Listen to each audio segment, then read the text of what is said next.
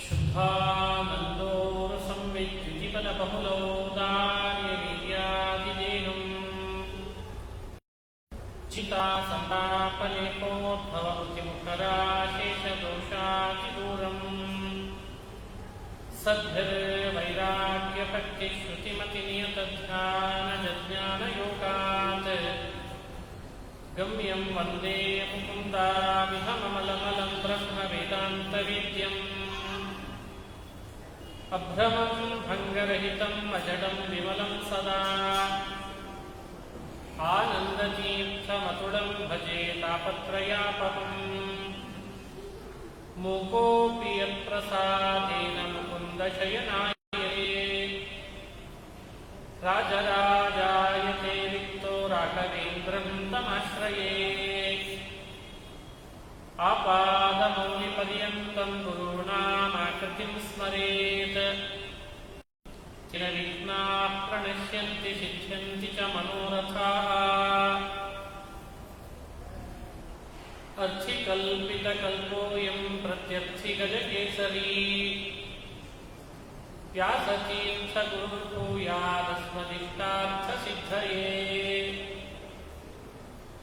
ಶ್ರೀ ಹರಿವಾಯು ಗುರುಗಳ ಚರಣಾರವಿಂದಗಳಲ್ಲಿ ಭಕ್ತಿಪೂರ್ವಕ ಪ್ರಣಾಮಗಳನ್ನು ಅರ್ಪಿಸಿ ವ್ಯಾಸತ್ರಯಗಳಿಂದ ಮಧ್ವ ಸಿದ್ಧಾಂತದ ಪೋಷಣೆ ಅನ್ನೋ ವಿಷಯವನ್ನು ಕುರಿತು ಸ್ವಲ್ಪ ಹೊತ್ತು ಚಿಂತನೆ ಮಾಡ್ತಾ ಇದ್ದೇನೆ. ಮಾಧ್ವ ದರ್ಶನ ಬಹಳ ಅನುಭವಕ್ಕೆ ಹತ್ತಿರದ ದರ್ಶನ. ಈ ಸಿದ್ಧಾಂತ ನಿಷ್ಪಕ್ಷಪಾತವಾಗಿ ಜಗತ್ತಿಗೆ ಸತ್ಯವನ್ನು ತೋರಿಸಿದ ಸಿದ್ಧಾಂತ. ಭಗವತ್ಪಾದರು ಮಾನವರ ಹಿತದೃಷ್ಟಿಯಿಂದ ಬಹಳ ವಿರುದ್ಧವಾದ ಸಂಕಲಿತವಾದಂಥ ಅನೇಕ ದರ್ಶನಗಳನ್ನೆಲ್ಲ ಮಥಿಸಿ ವೇದಕ್ಕೆ ವಿರುದ್ಧವಾಗದ ಅನುಭವಕ್ಕೆ ಬರುವಂತಹ ತತ್ವವಾದವನ್ನು ಜಗತ್ತಿಗೆ ಕೊಟ್ಟವರು. ಇದು ಭಗವತ್ಪಾದರು, ಆನಂದ ತೀರ್ಥ ಭಗವತ್ಪಾದರು ಮಾಡಿದಂತಹ ಕಾರ್ಯ. ವೇದಗಳು ಆತ್ಮೋದ್ಧಾರಕ್ಕಾಗಿಯೇ ಇರುವಂಥವು, ಆತ್ಮನ ದುಃಖಗಳನ್ನು ಕಳಿಲಿಕ್ಕಾಗಿ ಇರುವಂಥವು. ಒಂದು ಮಾತು ಬರ್ತದೆ, ತೇಷಾಂ ದುಃಖ ಪ್ರಹಾಣಾಯ ಶ್ರುತಿರೇಷಾ ಪ್ರವರ್ತತೆ ಅಂತ ಹೇಳ್ತಾರೆ. ಅದುಃಖಮಿತರತ್ ಸರ್ವಂ ಜೀವಾಯೇವತು ದುಃಖಿನಃ ತೇಷಾಂ ದುಃಖ ಪ್ರಹಾಣಾಯ ಶ್ರುತಿರೇಷಾ ಪ್ರವರ್ತತೆ. ಎಂಥ ಅದ್ಭುತವಾದಂಥ ಮಾತು. ಇದರ ಅರ್ಥ ಏನು ಅಂದ್ರೆ, ಇತರ ಸರ್ವಂ ಅದುಃಖ, ಜೀವಾತ್ಮ ಬಿಟ್ಟು ಉಳಿದ ಎಲ್ಲ ಪ್ರಪಂಚವೂ ಅದುಃಖವೇ ಅಂತ ನೆನಪಿರಬೇಕಾದ ಸಂಗತಿ. ಜೀವಾತ್ಮನೊಬ್ಬನನ್ನು ಬಿಟ್ಟು ಉಳಿದ ಎಲ್ಲವೂ ದುಃಖ, ಅದುಃಖವೇ, ದುಃಖ ಇಲ್ಲದ್ದೇ. ಕಲ್ಲಿಗೆ ದುಃಖ ಇದೆಯೇ? ಮಣ್ಣಿಗೆ ದುಃಖ ಇದೆನಾ? ಹಾಗಾದ್ರೆ ಜೀವಾತ್ಮ ಅನ್ನೋನಿಗೆ ಬಿಟ್ಟು ಇನ್ಯಾರಿಗೆ ದುಃಖ ಇದೆ? ಪರಮಾತ್ಮನಿಗೆ ದುಃಖ ಇದೆಯೇ? ಅವನ ನಿರ್ದುಃಖ. ಕಲ್ಲು ಮಣ್ಣುಗಳಿಗೆ ದುಃಖ ಇಲ್ಲ, ಭಗವಂತನಿಗೆ ದುಃಖ ಇಲ್ಲ. ಇನ್ನು ಹಾಗಾದ್ರೆ ದುಃಖ ಯಾರಿಗೆ? ಜೀವನಿಗಲ್ಲೇ ಇನ್ಯಾರಿಗೆ? ಅಂಥ ಜೀವನಿಗೆ ಏನೆಲ್ಲ ದುಃಖ ಇದೆ ಅದನ್ನು ಪರಿಹರಿಸಿಕೊಳ್ಳಿಕ್ಕೋಸ್ಕರವಾಗೇನೆ ವೇದಗಳು ಪ್ರವೃತ್ತಿಯಾಗಿದೆ ಅಂತ ಹೇಳ್ತೀವಿ. ಜೀವಾಯೇವತು ದುಃಖಿನಃ ತೇಷಾಂ ದುಃಖ ಪ್ರಹಾಣಾಯ ಶ್ರುತಿರೇಷ ಪ್ರವರ್ತತೆ ಅಂತಂದಿದ್ದಾರೆ. ಹಾಗಾಗಿ ನಾವು ವೇದಗಳನ್ನು ಅಧ್ಯಯನ ಮಾಡಬೇಕು, ಅರ್ಥಾನುಸಂಧಾನ ಮಾಡಿಕೊಳ್ಬೇಕು, ಅಲ್ಲಿ ಹೇಳಿದಂತೆ ಆಚರಣೆಗೆ ತರಬೇಕು. ಆಚರಣೆಯನ್ನು ಮಾಡುವಾಗ ಅಶ್ರದ್ಧೆಯಿಂದ ಮಾಡುವುದಲ್ಲ, ಶ್ರದ್ಧೆಯಿಂದ ಮಾಡಬೇಕು. ಅಲ್ಲಿ ಹೇಳಿರುವ ಉಪಾಸನೆಗಳನ್ನು ಮಾಡಬೇಕು, ಅದು ಭಗವಂತನ ಪ್ರೀತಿಗೆ ಕಾರಣ ಆಗ್ತದೆ ಅಂತ ಹೇಳ್ತಾರೆ. ಭಗವಂತ ಗುಣಪೂರ್ಣ, ದೋಷದೂರ ಅನ್ನೋ ಸುದೃಢವಾದಂತಹ ವಿಶ್ವಾಸ ವೇದಗಳಲ್ಲಿ ಬರ್ತದೆ, ವೇದಗಳಿಂದ ಬರ್ತದೆ. ಇಂಥ ವೇದಗಳಿಗೆ ಸರಿಯಾದ ಅರ್ಥ ನಿರ್ಣಯ ಮಾಡಲಿಕ್ಕೋಸ್ಕರವಾಗಿ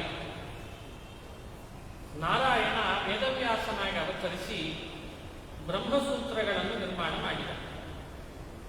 ಅವುಗಳಿಗೆ ವೇದಾಂತ ಸೂತ್ರಗಳು ಅಂತ ಹೆಸರಿಡ್ತಾರೆ. ವೇದಾಂತ ಸೂತ್ರಾಣಿ ಅಂತ ಕರೆದಿದ್ದಾರೆ. 564ರಷ್ಟು ವೇದಾಂತ ಸೂತ್ರಗಳಿದ್ದಾವೆ ಅಂತ ತಿಳಿದು ಬರ್ತದೆ. 564 ಅಂದ್ರೆ ಇದು ಸಾಧಾರಣ ಸಂಖ್ಯೆ ಅಲ್ಲ. 4 ಅಧ್ಯಾಯಗಳನ್ನು ಒಳಗೊಂಡು 564 ಸೂತ್ರಗಳು ಕೂಡ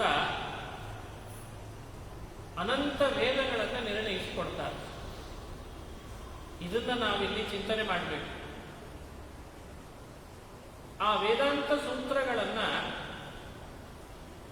ಬೇರೆ ಬೇರೆ ದಾರ್ಶನಿಕರು ವೇದವ್ಯಾಸರ ಅಭಿಪ್ರಾಯ ಇದಿರಬೇಕು, ಇದೇ ಇರಬೇಕು ಅಂತ ತಮ್ಮ ಪದ್ಧತಿಗೆ ಅನುಗುಣವಾಗಿ ತಾವು ಕಂಡುಕೊಂಡಂಥ ಕೆಲವು ವಿಷಯಗಳನ್ನ ಒಳಗೊಂಡು ಭಾಷ್ಯಗಳನ್ನು ರಚನೆ ಮಾಡಿದರು. ಆ ಭಾಷ್ಯಕ್ಕೆ ಬೇರೆ ಬೇರೆ ಟಿಪ್ಪಣಿಕಾರರು ಅಂತ ಬಂದರು, ಅಂದ್ರೆ ಟಿಪ್ಪಣಿಗಳನ್ನು ರಚನೆ ಮಾಡಿದರು. ಆ ರಚಿಸುವಾಗ ಅವರೆಲ್ಲ ಒಂದು ಮಹತ್ತರವಾದ ಸಂಗತಿ ಅಂದ್ರೆ ಅವರವರದೇ ಆದಂತಹ ಒಂದಿಷ್ಟು ವಿಷಯಗಳನ್ನು ಮೊದಲೇ ತಲೆಯಲ್ಲಿ ಇಟ್ಟುಕೊಂಡಿದ್ರು. ಕೆಲವು ದಾರ್ಶನಿಕರು ತಮ್ಮದೇ ಆದಂತಹ ಕೆಲವು ಸಂಗತಿಗಳನ್ನ ಮನಸ್ಸಿನಲ್ಲಿ ಇಟ್ಟುಕೊಂಡು ಅದು ಬ್ರಹ್ಮಸೂತ್ರದಲ್ಲಿ ಎಲ್ಲಿದೆ ಅಂತ ಹುಡುಕ್ಲಿಕ್ಕೆ ಪ್ರಯತ್ನ ಪಟ್ಟರು. ಅವರಿಗೆ ಆ ಬ್ರಹ್ಮಸೂತ್ರದಲ್ಲಿ ಸಿಗಲಿಲ್ಲ ಅಂತ ಅನಿಸಿದ್ರು ಕೂಡ ಆ ಪದದಿಂದ ಅದು ಸಿಗುತ್ತಿಲ್ಲಲ್ಲ ಅಂತಂದಾಗ ಅವರೇನ್ ಮಾಡಿದ್ರು ಅಂದ್ರೆ ತಾವು ಮೊದಲೇ ಒಂದು ಇಟ್ಕೊಂಡಿದ್ರಲ್ಲ ಸಿದ್ಧಾಂತ, ಅದನ್ನು ಬಿಡೋಳಿಕ್ಕೆ ಅಂತೂ ಸಾಧ್ಯ ಇಲ್ಲ. ಬ್ರಹ್ಮಸೂತ್ರದ ಪದದಲ್ಲಿ ಅದು ಕಾಣಿಸ್ತಾ ಇಲ್ಲ, ಏನ್ ಮಾಡ್ಬೇಕು? ಉಪಾಯ ಮಾಡಿದ್ರು. ಸೂತ್ರದಲ್ಲಿ ಕಾಣದೇ ಇರುವಂತಹ ಎಷ್ಟೋ ವಿಷಯಗಳು ಇದ್ದಾವೆ. ಅದು ಸೂತ್ರಾರ್ಥ ಅಂತ ಪರಿಗಣಿಸುವಾಗ ಅದನ್ನು ಆರ್ಥಿಕ ಅರ್ಥ ಅಂತ ಹೆಸರಿಟ್ಟರು. ಅಂದ್ರೆ ಸೂತ್ರದ ಪದದಿಂದ ನೇರವಾಗಿ ಅರ್ಥ ಬರದೇ ಹೋದ್ರು, ಸೂತ್ರದ ಆರ್ಥಿಕ ಅರ್ಥ ಬರ್ತದಲ್ಲ, ಅದನ್ನು ಇಟ್ಟುಕೊಂಡು ಈ ವಿಷಯಗಳೆಲ್ಲ ವೇದವ್ಯಾಸರು ಹೇಳಿದ್ದಾರೆ ಅಂತ ನೀವು ತಿಳ್ಕೊಳ್ಬೇಕು. ನೋಡಿ, ಹೀಗೆ ಅನೇಕ ದಾರ್ಶನಿಕರಲ್ಲಿ ವೇದಾಂತ ಸೂತ್ರಗಳಲ್ಲಿ ನೇರ ನುಡಿಗಳಲ್ಲಿ ಕಂಡು ಬಂದೇ ಇರುವ ಅನೇಕ ಸಂಗತಿಗಳು ತಮ್ಮ ಬುದ್ಧಿಯಲ್ಲಿದ್ದದ್ದನ್ನು ದಾರ್ಶನಿಕರು ಅಲ್ಲಿಯೂ ಇದೆ ಅಂತ ತೋರಿಸಲಿಕ್ಕೆ ಆರ್ಥಿಕ ಅರ್ಥ ಅಂತ ಒಂದು ಹೆಸರಿಟ್ಟು ವ್ಯವಸ್ಥಿತವಾಗಿ ಅವರೊಂದು ಜಗತ್ತಿಗೆ ವೇದಾಂತ ಸೂತ್ರ ಭಾಷ್ಯ ಅನ್ನೋ ಹೆಸರಿನಲ್ಲೇ ಕೊಟ್ಟರು. ಅದಾದ ನಂತರದಲ್ಲಿ ಬೇರೆ ಬೇರೆ ದಾರ್ಶನಿಕರು ಕೂಡ ಈ ಪ್ರಪಂಚದಲ್ಲಿ ಈಜಾಡ್ಲಿಕ್ಕೆ ಪ್ರಯತ್ನ ಪಟ್ಟರು. ಅವರವರದೇ ಆದ ರೀತಿಯಲ್ಲಿ ಬಹಳ ದೊಡ್ಡ ಪ್ರಯತ್ನ ನಡೆಯಿತು. ಕೆಲವೊಮ್ಮೆ ವೇದ ಹೇಳೋ ಅರ್ಥ ಸೂತ್ರದಲ್ಲಿ ಬರಲ್ಲ, ಸೂತ್ರ ಹೇಳೋ ಅರ್ಥ ವೇದದಲ್ಲಿ ಅವರಿಗೆ ಹೇಗೆ ಹೇಳಿದೆ ಅಂತ ಗೊತ್ತಾಗಲ್ಲ. ಅಂತೂ ಅವರಿಗೆ ಬೇಕಾದ ಅರ್ಥ ಇವೆರಡರಲ್ಲೂ ಸಿಗಲ್ಲ. ಇದು ಸಮಸ್ಯೆ. ಅವಾಗ ಏನ್ ಮಾಡಬೇಕು? ವೇದದಲ್ಲೂ ಸಿಗಲಿಲ್ಲ, ಸೂತ್ರದಲ್ಲಿ ಸಿಗಲಿಲ್ಲ. ಅದಕ್ಕೆ ಅವರು ಬಹಳ ಬಹಳ ಅಪೂರ್ವವಾದ ಕೆಲಸ ಮಾಡಿದರು. ವೇದ ಸೂತ್ರಗಳಲ್ಲಿ ಸಿಗಲಿಲ್ಲ ಅಂತ ತಿಳಿಬೇಡ್ರಿ, ಇಷ್ಟು ಅಭಿಪ್ರಾಯ ಮನಸ್ಸಲ್ಲಿ ಇಟ್ಟುಕೊಂಡೇ ಅವೆಲ್ಲ ಹೊರಟಿದೆ ಅಂತ ತಿಳ್ಕೊಂಡ್ಬಿಡ್ರಿ. ಹಿಂಗೆಲ್ಲ ಭಾಷ್ಯವನ್ನ ರಚಿಸಿದಾಗ ಅನೇಕ ಸಜ್ಜನರಿಗೆ ಇದು ಎಂಥ ಭಾಷ್ಯ ಅಂತ ಸಮಸ್ಯೆಯೂ ಕೂಡ ಆದದ್ದಿದೆ ಅಂತ ನಾವು ವರ್ಣನೆಯಲ್ಲಿ ಕೇಳ್ತೇವೆ ಕೆಲವು ಕಡೆ. ಪ್ರಸ್ತುತ ನಮಗೆ ಕೊಟ್ಟ ಈ ವಿಷಯಕ್ಕೆ ಬರೋದಾದ್ರೆ ವ್ಯಾಸತ್ರಯ ಅಂತ ಹೆಸರು ಪಡ್ಕೊಂಡಿರೋದು 3. ವೇದವ್ಯಾಸದ ಈ ಬ್ರಹ್ಮಸೂತ್ರಕ್ಕೆ ಸಂಬಂಧಪಟ್ಟಂತೆ, ಸೂತ್ರ ಪ್ರಪಂಚಕ್ಕೆ ಸಂಬಂಧಪಟ್ಟಂತೆ ಬ್ರಹ್ಮಸೂತ್ರಕ್ಕೆ ವ್ಯಾಖ್ಯಾನ ರಚನೆ ಮಾಡಿದ್ದು ಭಾಷ್ಯ, ಭಗವತ್ಪಾದರು, ಆನಂದ ತೀರ್ಥ ಭಗವತ್ಪಾದರು ಬರೆದದ್ದು. ಆ ಭಾಷ್ಯಕ್ಕೆ ಜೈತೀರ್ಥರು ರಚನೆ ಮಾಡಿದಂತಹ ಗ್ರಂಥ ಇದೆ, ಅದು ತತ್ವಪ್ರಕಾಶಿಕ ಅಂತ ಹೆಸರಬೇಕು. ಆ ತತ್ವಪ್ರಕಾಶಿಕಕ್ಕೆ ವ್ಯಾಸರಾಜರು ಬರೆದುಕೊಟ್ಟಂತಹ ವ್ಯಾಖ್ಯಾನ ಗ್ರಂಥ ಇದೆ, ಅದು ತಾತ್ಪರ್ಯ ಚಂದ್ರಿಕಾ ಅಂತ ತಿಳಿಬೇಕಂತೆ. ನಾನಿಷ್ಟು ಉಪೋದ್ಘಾತ ತಿಳಿಸದೇ ಇದ್ರೆ ತಾತ್ಪರ್ಯ ಚಂದ್ರಿಕಾ ಯಾಕೆ ಬಂದಿದ್ದಾರೆ ಅಂತ ಹೇಳಿ ಗೊತ್ತಾಗಲ್ಲ. ಅದಕ್ಕೆ ಅದನ್ನೆಲ್ಲ ವಿವರಣೆ ಕೊಟ್ಟೆ. ವೇದಾಂತ ಸೂತ್ರ, ಸೂತ್ರಕ್ಕೆ ಅಂತ ಭಗವತ್ಪಾದರ ಭಾಷ್ಯ, ಭಾಷ್ಯಕ್ಕೆ ಜಯತೀರ್ಥರು ಬರೆದಂಥದ್ದು ತತ್ವಪ್ರಕಾಶಿಕ, ತತ್ವಪ್ರಕಾಶಿಕ ಗ್ರಂಥ ಟೀಕಾಗೆ ವ್ಯಾಸರಾಜರು ಬರೆದುಕೊಟ್ಟ ಗ್ರಂಥ ಯಾವುದು? ವ್ಯಾಖ್ಯಾನ, ಅದು ತಾತ್ಪರ್ಯ ಚಂದ್ರಿಕಾ. ಇದು ನೇರ ಸೂತ್ರಕ್ಕೆ ಸಂಬಂಧಪಟ್ಟ ಗ್ರಂಥ ಅಲ್ಲ. ವ್ಯಾಖ್ಯಾನ ವ್ಯಾಖ್ಯಾನ ವ್ಯಾಖ್ಯಾನ. ಇನ್ನೆರಡು ಗ್ರಂಥಗಳಿದ್ದಾವೆ ವ್ಯಾಸರಾಜರು. ವ್ಯಾಸತ್ರಯಗಳಲ್ಲಿ ಇನ್ನೆರಡು ಯಾವುದು ಅಂದ್ರೆ ಒಂದು ತರ್ಕ ತಾಂಡವ, ಅದಕ್ಕಿಂತ ಮೊದಲು ಬರೆದದ್ದು ನ್ಯಾಯಾಮೃತ. ಈ ತರ್ಕ ತಾಂಡವದ ಒಂದು ವಿಷಯ ಏನು, ಅದರ ಮಹತ್ವ ಏನು ಅಂತ ತಿಳಿಬೇಕಾದ್ರೆ, ತರ್ಕ ಅಂತಂದಾಗ ವೈಶೇಷಿಕ ದರ್ಶನವನ್ನು ತರ್ಕ ಅಂತ ಕರೀತಾರೆ. ಪ್ರಕೃತಕ್ಕೆ ಸಂಬಂಧಪಟ್ಟದ್ದು ಅದೇ. ಇಲ್ಲಿ ತರ್ಕ ಅಂತಂದ್ರೆ ಇಲ್ಲಿ ಅಭಿಪ್ರಾಯ ಅದನ್ನೇ ಇಟ್ಕೊಂಡಿದ್ದಾರೆ, ವೈಶೇಷಿಕರ ದರ್ಶನ. ಕೆಲವು ಕಣಾದ ಗೌತಮ ಮುನಿಗಳು ತಮ್ಮ ಗ್ರಂಥಗಳ ಮೂಲಕವಾಗಿ ಯಾವ ದರ್ಶನವನ್ನು ಜಗತ್ತಿಗೆ ಪ್ರಚುರಪಡಿಸಿದರೋ ಅದು ವೈಶೇಷಿಕ ದರ್ಶನ. ಇದು ವೇದವ್ಯಾಸರು ಕೂಡ ತಮ್ಮ ಸೂತ್ರಗಳಲ್ಲಿ ವೈಶೇಷಿಕ ದರ್ಶನವನ್ನ, ತಾರ್ಕಿಕರ ಈ ವಿಷಯವನ್ನ ಪ್ರಮಾಣಕ್ಕೆ ವಿರುದ್ಧವಾಗಿದೆ ಅಂತ ನಿರಾಕರಣೆ ಮಾಡ್ತಾರೆ. 2ನೇ ಅಧ್ಯಾಯ ಬ್ರಹ್ಮಸೂತ್ರದಲ್ಲಿ ತಾರ್ಕಿಕ ದರ್ಶನವೂ ಕೂಡ ಎಲ್ಲ ವಿಷಯದಲ್ಲಿ ನಾವು ಅಂಗೀಕರಿಸಲಿಕ್ಕೆ ಬರಲ್ಲ, ಅವರು ಒಪ್ಪಿಕೊಂಡ ಕೆಲವು ವಿಷಯಗಳು ಸತ್ಯಕ್ಕೆ ದೂರವಾಗಿದೆ, ಪ್ರಮಾಣಕ್ಕೆ ವಿರುದ್ಧವಾಗಿದೆ ಅಂತ ಅದನ್ನು ನಿರಾಕರಿಸ್ತಾರೆ. ಪ್ರಾಚೀನ ತಾರ್ಕಿಕರು, ನವೀನ ತಾರ್ಕಿಕರು ಅಂತ 2 ರೀತಿ ಇದ್ದಾರೆ. ಆ ಇಬ್ಬರು ತಾರ್ಕಿಕರ ಅಭಿಪ್ರಾಯವನ್ನು ವಿಮರ್ಶಿಸಿ ತರ್ಕದ ಅನೇಕ ಸಂಗತಿ ನಮ್ಮ ಅನುಭವಕ್ಕೆ ಬರಲ್ಲ ಅಂತ ನಿರಾಕರಣೆ ಮಾಡ್ತಾ ಇದ್ದಾರೆ. ಅದು ತರ್ಕ ತಾಂಡವ ಅಂತ ಗ್ರಂಥ. ನ್ಯಾಯಾಮೃತ ತರ್ಕ ತಾಂಡವಕ್ಕಿಂತ ಮೊದಲು ಬರೆದದ್ದು ಅಂತ ನಾವು ಇತಿಹಾಸದಲ್ಲಿ ಕೇಳ್ತೇವೆ.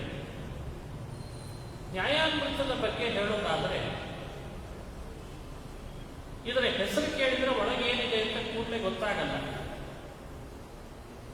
ಅಲ್ಲಿ ನೀವು ನೋಡಬೇಕಾದ ಸಂಗತಿಗಳು ಬಹಳ. ಪ್ರಪಂಚವನ್ನ ಸುಳ್ಳು ಅಂತ ಸಮರ್ಥನೆ ಮಾಡಲಿಕ್ಕೆ ಹೊರಟ ಒಂದು ದರ್ಶನ ಇದೆ. ಪ್ರಪಂಚ ಸುಳ್ಳು. ಈ ಪ್ರಪಂಚ ಸುಳ್ಳು ಅನ್ನೋದು ಅವರು ಕಂಡುಕೊಂಡದ್ದು. ಅದು ಎಷ್ಟರ ಮಟ್ಟಿಗೆ ಅನುಭವಕ್ಕೆ ಬಂತು, ಹೇಗೆ ಬಂತು ಅದೆಲ್ಲ ವಿಮರ್ಶೆ ಆಮೇಲೆ.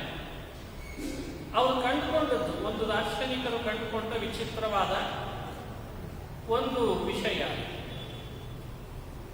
ಪ್ರಪಂಚ ಸುಳ್ಳು ಅಂತ ಅವ್ರು ಕಂಡುಕೊಳ್ಳಿಕ್ಕೆ ಅವರು ಪ್ರಮುಖವಾಗಿ ಮಾಡಿದ್ದು ಯಾವುದನ್ನ, ಪ್ರಮಾಣವನ್ನಾಗಿ ಉದಾಹರಿಸಿದ್ದು ಯಾವುದನ್ನ ಅಂದ್ರೆ ಅನುಮಾನವನ್ನು. ಅನುಮಾನದ ಮೂಲಕವಾಗಿ ಪ್ರಪಂಚವನ್ನು ಸುಳ್ಳು ಅಂತ ಸಮರ್ಥನೆ ಮಾಡುವ ಒಂದು ಸಾಹಸ.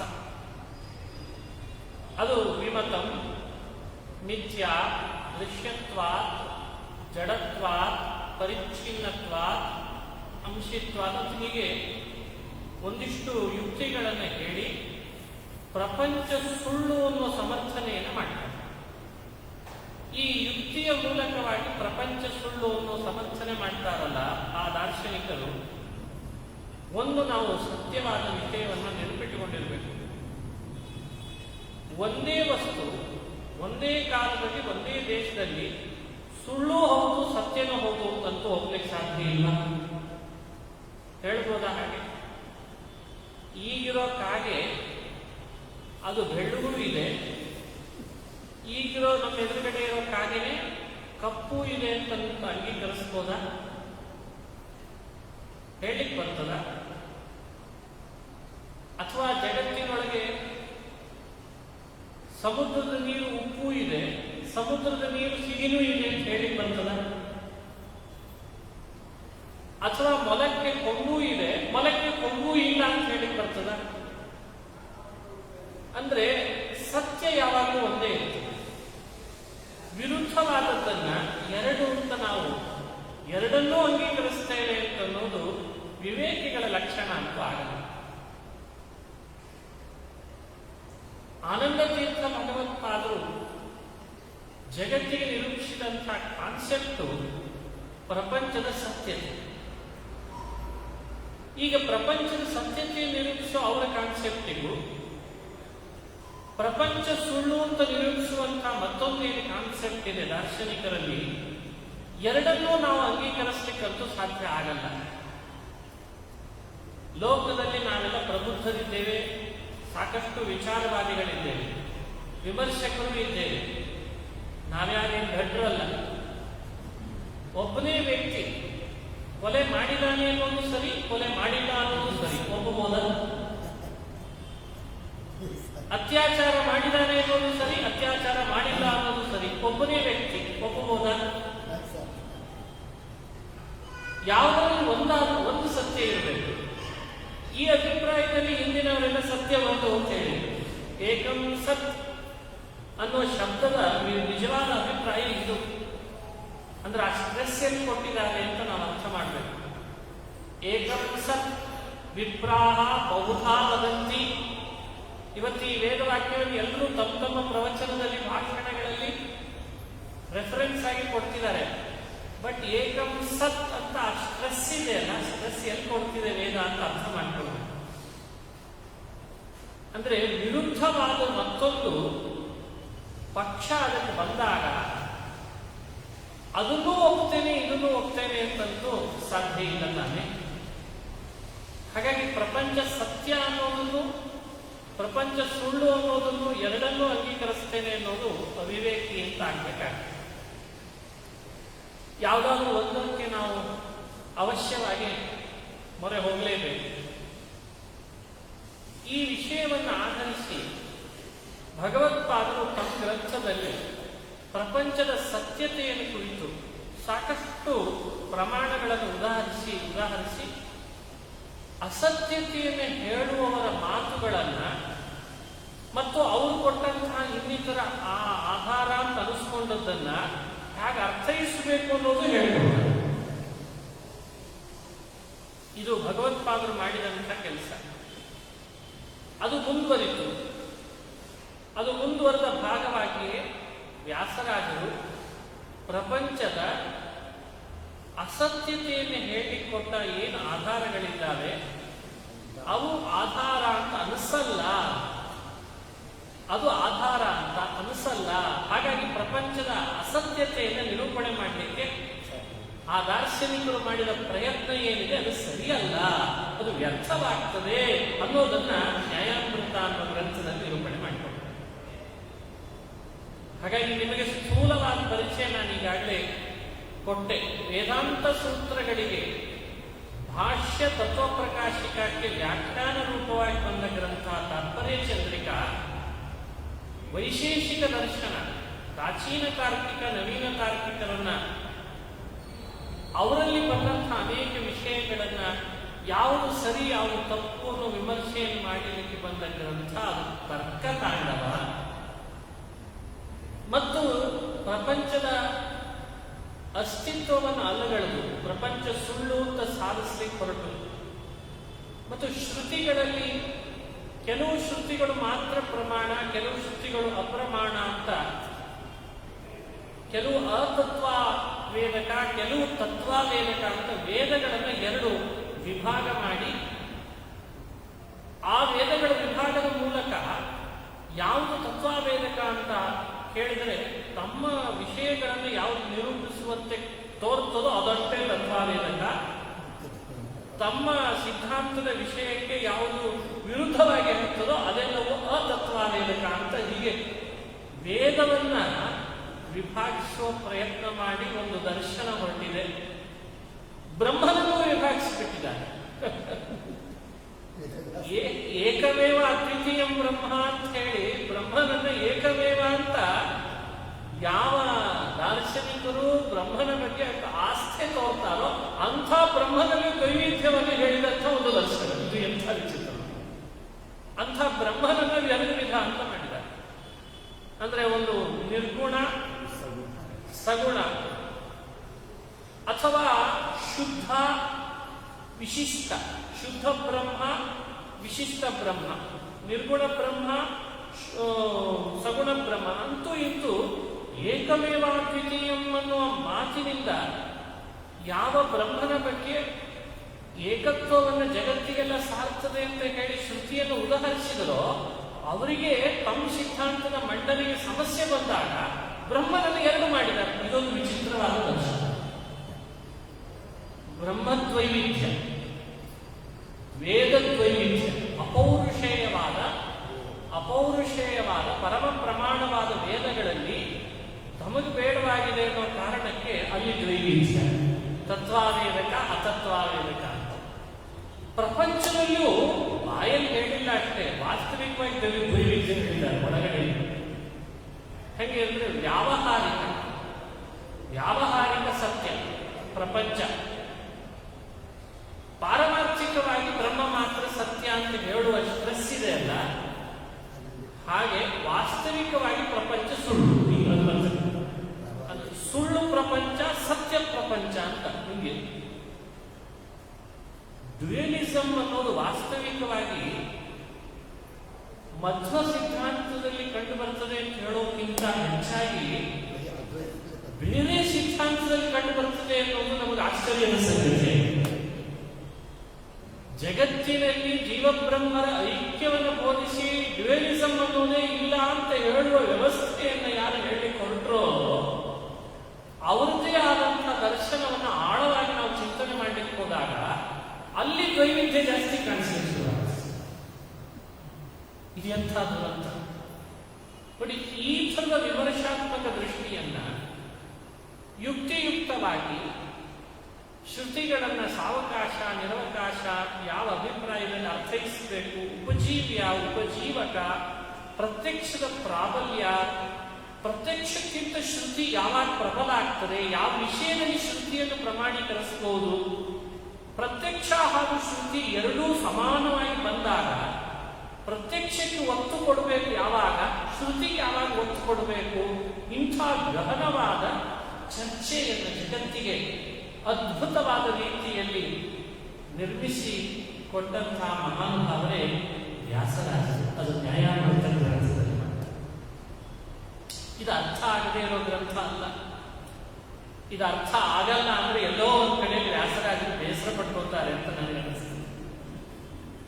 ಬಹಳ ಜನರು ಕೆಲವು ಸಂದರ್ಭಗಳಲ್ಲಿ ನನ್ನ ಮುಂದೆ ಹೇಳುವಾಗ ಅಂತ ಅಯ್ಯೋ ವ್ಯಾಸರಾಜರ ಗ್ರಂಥನ ನಮಗೆ ಅರ್ಥ ಆಗಲ್ಲ. ನಾನು ಮೊದಲು ಹೇಳ್ತೀನಿ, ನಿಮಗೆ ಅರ್ಥ ಆಗದೆ ಇರುವಂಥ ಗ್ರಂಥ ಅವ್ರು ಬರ್ತಿದ್ದಾರೆ ಅಂದ್ರೆ ಅವ್ರ ಮನಸ್ಸಿಗೆ ಹೇಗಾಗಬೇಕು. ಒಬ್ಬ ವ್ಯಕ್ತಿ ಬಹಳ ಚೆನ್ನಾಗಿ ಸಂಗೀತವನ್ನ ಆಲಾಪನೆ ಮಾಡಿ ಮಾಡಿ ತಾಸುಗಟ್ಟಲೆ ಮಾಡಿರ್ತಾನೆ. ನೀವೇನೋ ಮಾಡಿದ್ರಿ, ಬಹಳ ಆನಂದ ಆಯ್ತು, ಆದ್ರೆ ಏನ್ ಮಾಡೋದು, ನಮಗೇನು ಅರ್ಥ ಆಗಲಿಲ್ಲ ಅಂತ ಅವ್ರಿಗೆ ಹಾಗಾಗ್ತದೆ. ಒಂದು ಬಹಳ ದೊಡ್ಡ ಸೀರಿಯಲ್ ಅನ್ನ ಸುಮಾರು ಗಂಟೆಗಟ್ಟಲೆ ನೋಡಿ ಆಮೇಲೆ ಇದ್ದಕ್ಕಿದ್ದಂತೆ ಅದರ ನಿರ್ದೇಶಕನ ಹತ್ರ ಬಂದಾಗ ಏನೋ ನೀವು ತೆಗೆದಿದ್ರಿ, ಬರೀತು ಅಂತ ಹೊಗಳೋದಾಗಿ ಹೊಗಳಿ ನಮಗೇನು ಅರ್ಥ ಆಗಿಲ್ಲ. ಯೋಚನೆ ಮಾಡೋಣ ಸ್ವಲ್ಪ.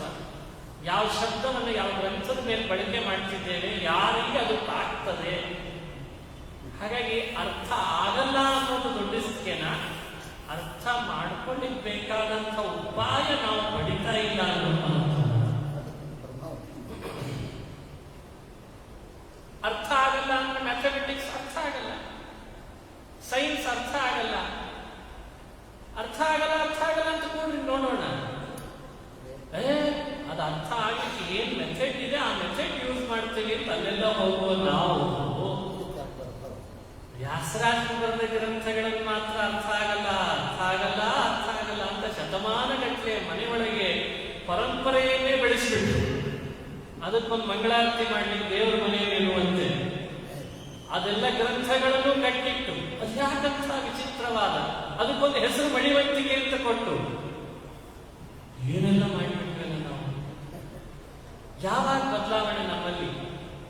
ಯಾವಾಗ ನಾವು ಆ ಗ್ರಂಥಗಳಲ್ಲಿ ಸ್ವಲ್ಪ ಇಳಿಯೋಣ, ಯಾವಾಗ ಈಜಾಡೋಣ? ದಡ ಸೇರದೆ ಇದ್ರು ಕಾಲ್ಭಾಗ ಆದ್ರೂ ಈಜಿ ಮತ್ತೆ ಈ ದಡಕ್ಕೆ ಬರೋಣ. ಅದಕ್ಕೆ ವ್ಯಾಸರಾಜರು ಬೇಡ ಅಂದಿಲ್ಲಲ್ಲ. ನೋಡಿ, ಈ ಗ್ರಂಥಗಳ ಸ್ಥೂಲವಾದ ಒಂದು ಪರಿಚಯವನ್ನು ನಾನು ಇದುವರೆಗೂ ನಿಮಗೆ ಕೊಟ್ಟೆ. ಪ್ರವಚನ ಕೊಟ್ಟ ಸಬ್ಜೆಕ್ಟಿನಲ್ಲಿ ಮಧ್ವ ಸಿದ್ಧಾಂತದ ಪೋಷಣೆ ಈ ಗ್ರಂಥದಿಂದ ಹೇಗಾಗಿದೆ ಅಂತ ನಮ್ಮನ್ನು ಕೇಳಿದ್ದಾರೆ. ಒಂದು ಸಿದ್ಧಾಂತದ ಪೋಷಣೆ ಅಂತಂದ್ರೆ ಯಾವ ಮುಖದಲ್ಲಿ ಆಗಬೇಕು ಅಂತ ನಿಮ್ಮ ಮುಂದೆ ಹಂಚಿಕೊಳ್ತೇನೆ. ಒಂದು ಬಳ್ಳಿ ಇದೆ ಅಥವಾ ಒಂದು ಗಿಡ ಇದೆ, ಅದರದ್ದೇ ಆದ ವೃಕ್ಷದ ಪೋಷಣೆ ಆಗಬೇಕಾದ್ರೆ ಎಷ್ಟರ ಅವಶ್ಯಕತೆ ಏನೇನಿದೆ ಅಂತ ನೋಡೋಣ. ಸರಿಯಾದ ಕೆಳಗಡೆಯಲ್ಲಿ ಬುಡ ಗಟ್ಟಿ ಮಾಡಬೇಕು. ಆ ಬುಡ ಗಟ್ಟಿ ಮಾಡ್ಲಿಕ್ಕೆ ಬೇಕಾದ ಮಣ್ಣು ಬೇಕು. ಆ ಮಣ್ಣು ಜೊತೆಯಲ್ಲಿ ಗೊಬ್ಬರ, ಅದಕ್ಕೆ ತಕ್ಕಂತೆ ನೀರು. ಈ ನೀರು, ಬುಡ ಗಟ್ಟಿ ಮಾಡೋದು ಇವೆಲ್ಲ ಕೆಳಗಡೆಯಿಂದ ಆದರೆ ಅದರ ಬೆಳವಣಿಗೆ ಅಡ್ಡ ಯಾವುದು ಬರದೇ ಇರೋದು ನೋಡ್ಬೋದು. ಅದರ ಬೆಳವಣಿಗೆಗೆ ಬೇಕಾದ ಬಿಸಿಲು, ಸರಿಯಾದ ವಾತಾವರಣ ಬೇಕು. ಬಿಸಿಲೇ ಬೀಳದೆ ಹೋದ್ರೆ ಮರಗಳು ಒಣಗಿ ಹೋಗ್ತವೆ, ಗಿಡ ಒಣಗಿ ಹೋಗ್ತದೆ. ಹಾಗಾಗಿ ಅಡ್ಡ ಮೇಲಿನಿಂದ ಬರದಂತೆ ನೋಡ್ಕೊಳ್ಬೇಕು, ಬೆಳಿಲಿಕ್ಕೆ ಅವಕಾಶ ಕೊಡಬೇಕು. ಮತ್ತು ಅದೇ ಥರದ ವ್ಯವಸ್ಥೆ ನಾವು ಮಧ್ವ ಸಿದ್ಧಾಂತದ ವೃಕ್ಷದ ಪೋಷಣೆಯ ವಿಷಯದಲ್ಲಿ ಮಣ್ಣು, ನೀರು, ಅದಕ್ಕೆ ಬೇಕಾದ ಗೊಬ್ಬರ, ಅದಕ್ಕೆ ಬೆಳಿಲಿಕ್ಕೆ ಮತ್ಯಾವುದೋ ಅಡ್ಡ ಬರದೇ ಇರೋ ಹಾಗೆ ವ್ಯವಸ್ಥೆ, ಇದೆಲ್ಲವನ್ನೂ ಮಾಡಿದಂತಹ ಗ್ರಂಥಗಳು ಅದು ವ್ಯಾಸತ್ರಯ ಅಂತ ನಾವು ಕಾಣಿಸ್ತೇವೆ. ಇಲ್ಲಿ ಹೇಗೆ ಮಣ್ಣು, ಹೇಗೆ ಗೊಬ್ಬರ, ನೀರು ಹೇಗೆ, ಇದನ್ನ ನಾವು ಸ್ವಲ್ಪ ಚಿಂತನೆ ಮಾಡಿದ್ರೆ ಅಭಿಪ್ರಾಯ ಗೊತ್ತಾಗುತ್ತೆ. ಮಧ್ವ ಸಿದ್ಧಾಂತ ಅನ್ನೋದು ಎಲ್ಲ ಜೀವರಾಶಿಗಳ ಸಾಕ್ಷಿಗೆ ಬರುವ ಶ್ರುತಿಯನ್ನ ಅಪಾರವಾಗಿ ಗೌರವಿಸಿ ಅದನ್ನೇ ತನ್ನ ಬುಡದಲ್ಲಿ ಇಟ್ಟುಕೊಂಡು ಆಧಾರ ಸ್ತಂಭವಾಗಿ ಇಟ್ಟುಕೊಂಡು ಹೊರಟಂತಹ ಸಿದ್ಧಾಂತ. ಕೆಲವು ಮರಗಳು ತನ್ನ ಪೂರ್ಣತೆಯನ್ನು ಪಡೆಯಲ್ಲ, ಹೂ ಬಿಡಲ್ಲ, ಕಾಯಿ ಬಿಡಲ್ಲ, ಹಣ್ಣಾಗಲ್ಲ. ಮೊದಲೇ ಅದು ತನ್ನ ತನವನ್ನು ಕಳ್ಕೊಂಡು ಬಿಡ್ತದೆ, ತನ್ನ ಅಸ್ತಿತ್ವವನ್ನು. ಕಾರಣ ಹುಡುಕಲಿಕ್ಕೆ ಹೋದ್ರೆ ಆರೈಕೆ ಸರಿಯಾಗಿ ಆಗಿಲ್ಲ ಅಂತ ಕೆಲವೊಮ್ಮೆ ಹೇಳ್ತಾರೆ. ನೀರು ಸರಿಯಾಗಿ ಹಾಕಲಿಲ್ಲ, ಗೊಬ್ಬರ ಬೇಕಾದಷ್ಟು ಇತ್ತು ಹಾಕಬೇಕಾಗಿತ್ತು ಹಾಕಲಿಲ್ಲ, ಹೀಗೆ ಹೇಳ್ತಾರೆ. ಹಾಗೆ ಬೇರೆ ಬೇರೆ ದಾರ್ಶನಿಕರು ಜಗತ್ತಿಗೆ ಕೊಟ್ಟ ಏನು ಸಿದ್ಧಾಂತಗಳಿವೆ ಅವುಗಳ ಸ್ಥಿತಿಯನ್ನು ಹೀಗೆ ನೀರಿದ್ರೆ ಗೊಬ್ಬರ ಇಲ್ಲ, ಗೊಬ್ಬರ ಇದ್ರೆ ನೀರಿಲ್ಲ, ಎರಡೂ ಇದೆ ಅಂದ್ರೆ ಬುಡಗಟ್ಟಿ ಮಾಡಿಲ್ಲ. ಬುಡಗಟ್ಟಿನೂ ಆಗಿ ನೀರು ಇದ್ದು ಗೊಬ್ಬರನೂ ಇದೆ ಅಂದ್ರೆ ಬೆಳಿಲಿಕ್ಕೆ ಬೇಕಾದ ಸೂರ್ಯ ಅದ್ರ ಮೇಲೆ ಬೀಳೇ ಇಲ್ಲ. ಹೀಗಾಗಿ ಸೂರ್ಯನ ಕಿರಣಗಳಿಲ್ಲದೇನೆ ಎಷ್ಟೋ ಸಿದ್ಧಾಂತಗಳು ತಮ್ಮ ತಮ್ಮ ಶಕ್ತಿಯನ್ನ ಪೂರ್ಣ ಕುಗ್ಗಿಸಿಕೊಂಡು ನೆಲಕ್ಕಿಸುತ್ತಾರೆ. ಆದರೆ ಮಧ್ವ ಸಿದ್ಧಾಂತದ ಶಾಖಿ ಇದಕ್ಕೆ ಬುಡಗಟ್ಟಿ ಇದೆ, ನೀರಿದೆ, ಗೊಬ್ಬರ ಇದೆ, ಅದನ್ನ ನಾನು ಹಾಕ್ತೇನೆ ಅಂತ ಹಾಕಿ ಅದನ್ನ ತಾವೇ ಚೆನ್ನಾಗಿ ತಯಾರು ಮಾಡಿ ಹಾಕಿದ ವ್ಯಾಸರಾಜರು ಇದು ಹೇಗೆ ಬೆಳಿಬೇಕು ಅನ್ನೋ ಅವಕಾಶಗಳು ತಾವೇ ಮಾಡಿಕೊಂಡು. ಸಮಾಜದಲ್ಲಿ ಒಂದು ಸ್ಥಿತಿ ಏನು ಅಂದ್ರೆ ನಾವು ಕಾಣ್ತೇವೆ ಇವತ್ತು, ಒಂದು ಬೆಳೀತದೆ ಅಂದ್ರೆ ಅದಕ್ಕೆ ಅವಕಾಶ ಕೊಡೋಕ್ಕಿಂತ ಅದನ್ನ ಅಲ್ಲೇ ಚಿಮಿಟ್ಲಿಕ್ಕೆ ನೋಡೋ ಭಾವಗಳು ಜಾಸ್ತಿ. ಇದು ಸಾರ್ವಕಾಲಿಕ ಸತ್ಯ. ಒಬ್ಬ ವ್ಯಕ್ತಿ ಬೆಳೀತಾನೆ, ಒಂದು ಪಂಥ ಬೆಳೀತದೆ, ಒಂದು ಮತ ಬೆಳೀತಾ ಇದೆ, ಅನೇಕ ಜನರಿಗೆ ಉಪಕಾರ ಮಾಡಿಕೊಂಡು ನಾನಾ ಜನರ ಬಾಯಿಯಲ್ಲಿ ಬೆಳವಣಿಗೆ ಬರ್ತಾ ಇದೆ ಅಂದ್ರೆ ಅದನ್ನು ಚಿಮಿಟ್ಲಿಕ್ಕೆ ನೋಡುವುದು ಜನರು. ಸತ್ಯವೋ ಮಧ್ವ ಸಿದ್ಧಾಂತದ ವೃಕ್ಷದ ಬೆಳವಣಿಗೆಯ ಸಹಿಸಲಿಕ್ಕಾಗದ ಎಷ್ಟೋ ದಾರ್ಶನಿಕರ ಬುದ್ಧಿಯಲ್ಲಿ ಒಂದು ಅಸೂಯಾ ಭಾವದಿಂದ ಈ ಸಿದ್ಧಾಂತದ ಮೇಲೆ ಬರಲಿಕ್ಕೆ ಸಾಧ್ಯವಿಲ್ಲದ್ದು ತನಿಸುವ ಆಕ್ಷೇಪಗಳ ಮೂಲಕ ಅದನ್ನು ಬೆಳೀಲಿಕ್ಕೆ ಅವಕಾಶ ಕೊಡುತ್ತದೆ. ಇದು ಟ್ರೂ, ಇಟ್ ಇಸ್ ಟ್ರೂ. ನೀವು ಇದನ್ನು ಯಾವಾಗ ನೋಡಬಹುದು? ಮಧ್ವ ಸಿದ್ಧಾಂತದ ಅಭಿವೃದ್ಧಿಯನ್ನ ನಾನಾಮುಖವಾಗಿ ಸಹಿಸದೆ ಅದರ ಮೇಲೆ ಒಂದಲ್ಲ ಒಂದು ರೀತಿಯಿಂದ ಆಕ್ಷೇಪ ಮಾಡಿ ಅದು ಒಟ್ಟು ಮೇಲ್ಗಡೆ ಮರ ಬೆಳಿಬಾರ್ದು, ಅದು ಹೂ ಬಿಡಬಾರ್ದು, ಅದು ಹಣ್ಣು ಆಗಬಾರ್ದು. ಹಿಂಗೊಂದು ಸಂಚು ರೂಪಿಸ್ತಾ ಇತ್ತಂತ ಆವಾಗ. ಇದು ಎಲ್ಲ ಕಾಲದಲ್ಲೂ ನಡೆಯುವಂತಹದ್ದು. ಇದಕ್ಕೊಬ್ಬ ಸಮರ್ಥ ನಾಯಕ ಬಂದ್ರೆ ಮಾತ್ರ ಮತ್ತೆ ಪುನಃ ಮರ ತನ್ನ ತನವನ್ನ ತಾನೇನ್ ಮಾಡಬೇಕು ಅಂತಿರ್ತದೋ ಅದನ್ನು ಮಾಡಲಿಕ್ಕೆ ಸಾಧ್ಯ. ಇಷ್ಟು ನಾವು ಯಾವ ವ್ಯಕ್ತಿಯನ್ನಾಗಲಿ, ಯಾವ ಮತವನ್ನಾಗಲಿ, ಇನ್ಯಾವುದೋ ಒಂದು ಬೇರೆ ದರ್ಶನವನ್ನಾಗಲಿ ನಮ್ಮ ಮನಸ್ಸಿನೊಳಗಿರುವ ಅಸೂಯ ಆಗ್ರಹದಿಂದ ನಾನು ಅದನ್ನು ದ್ವೇಷಿಸಿ ದೂಷಿಸಲಿಕ್ಕೆ ಈ ಪ್ರವಚನ. ಸ್ಥೂಲವಾಗಿ ನಿಮಗೊಂದು ಸತ್ಯದ ದೃಷ್ಟಿಯನ್ನು ಹೇಳ್ಕೊಡ್ತೀನಿ.